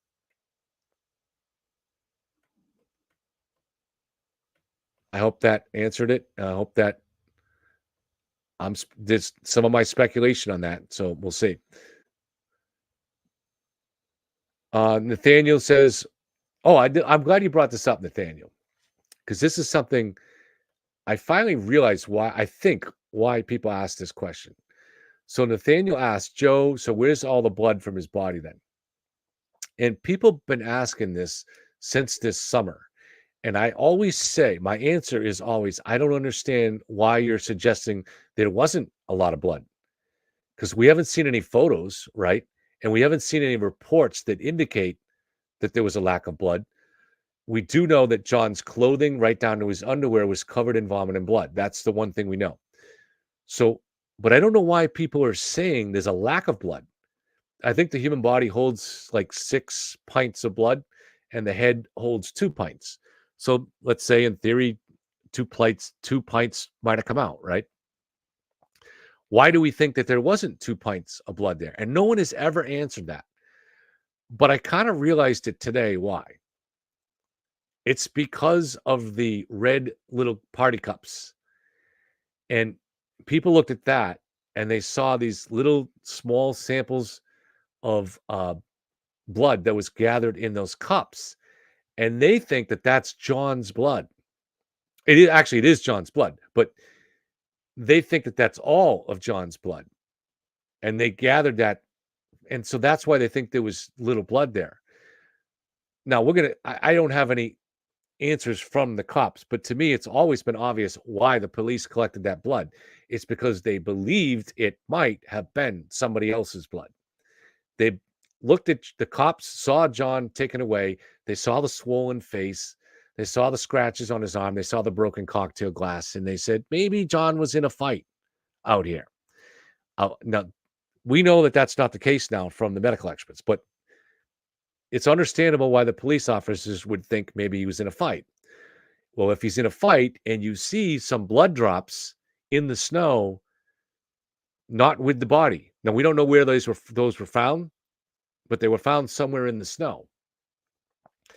I think it's reasonable that those cops said those drops might belong to the attacker or the guy that he was in a fight with. And so if we can get this blood, maybe we can get a DNA match. And I think that's because why would you want to collect John's blood? You wouldn't. There'd be absolutely no reason to. If you want to get a blood match to John, the only reason you want blood is to get a DNA match. And you get all the blood you need for that inside John's body. So there's no reason to collect that blood unless. So for instance, let's say there's a hit and run on the street. And there's no question that there's a fight. We know there was a hit and run. The police don't make any effort to gather the victim's blood. Why would they? I mean, they take photos to document because that's important information for the accident reconstruction people. So they take photos to try to figure out the blood spray pattern, for instance, and stuff like that. But they don't collect the blood. There's no reason to. The only reason you did here is because they believed that John was in a fight or possibly in a fight. And I think that that's the reason people keep saying, and my God, I've heard this 100 times or more, where was all the blood? But I assume all the blood that came out of John and was right there in the grass. And I don't know why anybody thinks there wasn't a lot of it. Now, I don't, how much, that wound on the back of the head may not have been that deep. He's lying on it. That might have cauterized it. I don't know. Or maybe it bled a lot too. The head wounds can bleed a lot. Did the cold affect any of that? I don't know. But to me, there's no reason to think there wasn't 2 pints of blood right there, because or not all of it right there, because a lot of it was absorbed in his clothing. But I don't think there's any reason to actually think that there's a lack of blood.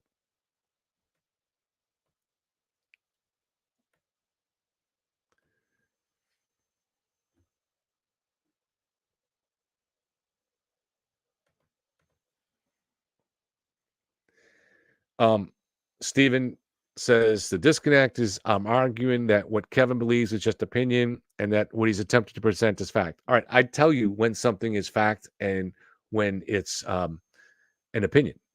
But the opinions are based on facts or on logic. Okay, so for example, with the phone, it's extremely unlikely since that Proctor had any reason to delete that video of her coming home. Therefore, it's extremely likely that it was Karen. She's the only one that could have had any reason that anybody has thought of to delete video on it. So that's just logic. Now, it's not a fact at this point, as far as we know, that Karen deleted the Ring video.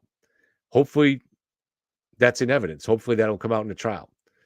But from what we now know, no, it's not a fact that she deleted the video, but it is logically, by far, the most probable reason, the most probable solution to where that video went.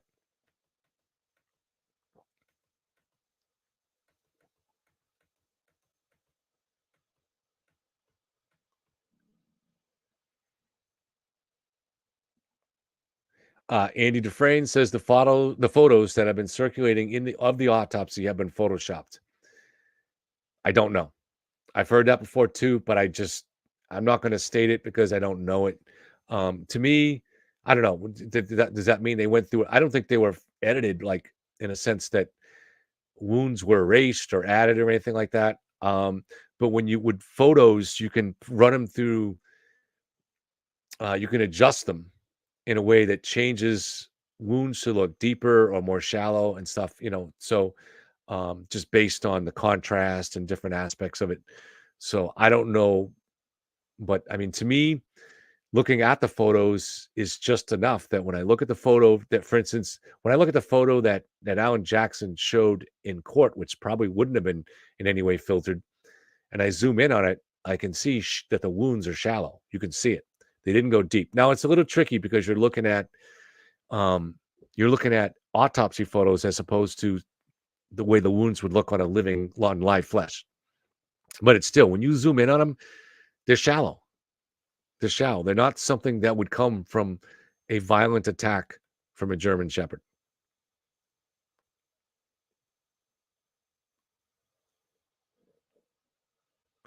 Wicked Sykes said she found that German Shepherd bites, that they could look like that, but she also thinks they could be scrapes from the shrubbery. So, yeah, there were bushes there.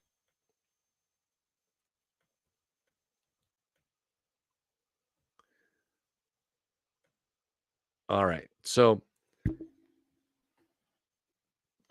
lastly, just want to say, again, thank you. I apologize, Stephen, if I got a little angry. I just sometimes get frustrated, but I apologize. You've been a good sport.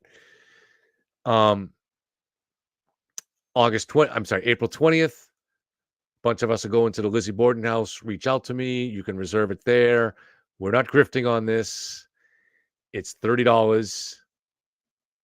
If I know you and you reach out to me, I'll be happy to pay the deposit myself, and you can give me the money when we get there.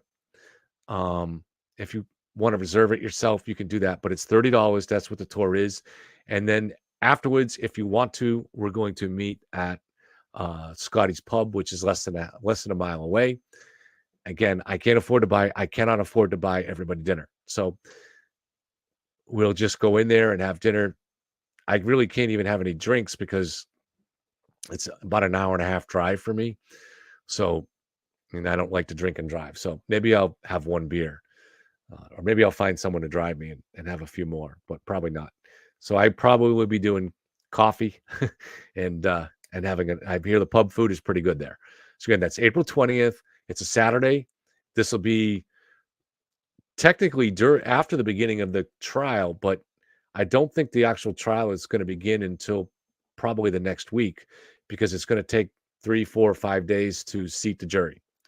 So, we just want it to be a fun, friendly day. The tour is an hour, so the tour itself will be from 11:30 to 12:30. Then also, please, if you guys can check back tomorrow night, this is a case that we're working on, the Evansdale murders. It's important because I think it's something that we can make a difference. And we're toying with the idea of trying to raise the money to go out there and investigate it, bring a crew, a film crew out there with us. We already have the people lined up. We just need to see if we can get enough funding to put together the airfare, the hotels, car rentals, things like that. But I think this is a case we might be able to make a difference. We even have some good suspect ideas. So this is in Evansdale, Iowa. The murders were in 2012, and they remain unsolved. This is where 2 kids, they were cousins, I think like 8 and 11 years old. It's a terrible crime, but that killer is presumably still alive. So I think we can make a difference. And who knows, maybe even prevent him from killing again or something. Not that we're going to catch someone, but if we can move the needle a little bit, bring some attention to the case, something like that. And in addition, tomorrow I will, as part of that, I have Bill Noguera, who is someone who I've been talking to a lot since this past November, many hours, in fact. He's got a brilliant mind. He was convicted of murder when he was 18, sentenced to die, spent 40 years on death row on San Quentin. Since then, his sentence has been commuted to life, and he has been transferred to Corcoran prison in California. Still a pretty hard place. And I've done shows with him on, and you can really hear the sounds of prison. But he's a brilliant guy. And so he wants to make positive use of his life. He's an artist. His art's been shown from New York to Paris. But he wants to make a positive use of his life. And he's learned a lot about the way serial killers and these types of killers, people that kill for pleasure, he's spent years studying them up close in prison. So he's a very smart guy. So he has a lot of insight. So I've had him working on this case, Evansdale, for a few weeks, and he's already had a lot of insights. So he's going to call in about 5:45 tomorrow. He can't really do it much later than that, because what happens in the prison is they have their tablets that they can make the calls from, but the phones get busy after supper, and then because of the data crunch, it becomes almost impossible to hear him. So, but he'll be on with us tomorrow. So we're going to go on, I guess, about 4:30 and go over the case. Maybe 4:30, 4:45. Go over the case. You'll get a sense of this, and there are reasons to think. There are clues here, and it gives us a really good way of trying to think how to logically approach a case, and how you can eliminate certain pathways, certain possibilities, certain branches on the tree, and then come up with more probable avenues to investigate. And so I think it's something that everybody will find interesting and potentially useful. And we'll talk about the girls' families. You never want to forget the victims here. So this was 12 years ago. So I think the youngest girl was 8. So she'd be 20 now. Her cousin would be like 23. So these kids would be in college or something like now, with their lives in front of them. And they died a terrible death. But it was a bold case where they were abducted off their bikes on a bike path in broad daylight on I think a Saturday afternoon, summer day, 12:30 in the afternoon, near a lake that was a popular place to go, and within sight of a 3-lane highway. So so very brazen attack. To anytime, like the FBI has said, for multiple victims like this, kids, to be murdered or abducted in broad daylight, going back to 1968, which I guess is when they first started tracking it, they only had 14 cases like that. So it's very rare. Is that a clue? Does that mean they were accomplices? Does that mean they knew the kids? Does that mean the kids knew them? They found the 2 bikes and kids would never leave their bikes behind, right? And a pocketbook from one of the girls, and in the pocketbook was a phone. So those are things that kids would not leave behind. So if somebody ran up and said, "Oh my God, your mom's in the hospital, come with me," they're not going to leave by the pocketbook.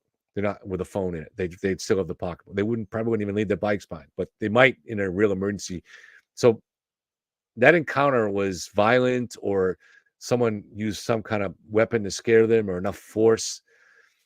What happened there must have been horrible, but that's brazen. And like I said, it's in a pretty short sight from the highway. Someone driving down that highway would see what was happening. And then where did they take them? Where was the car or the vehicle they took them to? And then the other big clue is their bodies were found months later in the winter, about 20 miles away, in kind of a hunting ground, very isolated area. But there are clues. There are really big clues here. And this is why I think we're actually on to something with this here. So I think you'll find it really, really interesting.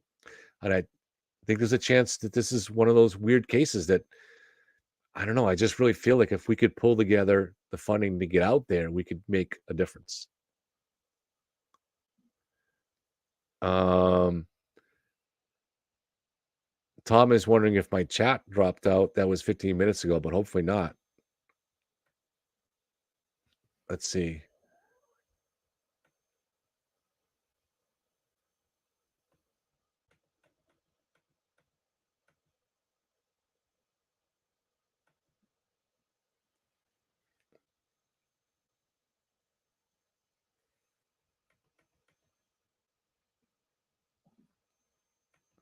Just looking to see. So it looks like my volume didn't cut out. That must have been on Tom's end. Okay. All right. Well, everybody, thank you very much. Tom, thank you for staying up with us, keeping the peace. And thank you, everybody, for the polite and civil discussion. Appreciate it. And we'll be back on tomorrow night. And I got to go get myself a snack. Hopefully you guys are going out, do something more fun, have some beers, hit a nightclub or something. I'm too old for that. Thanks, guys. Good night.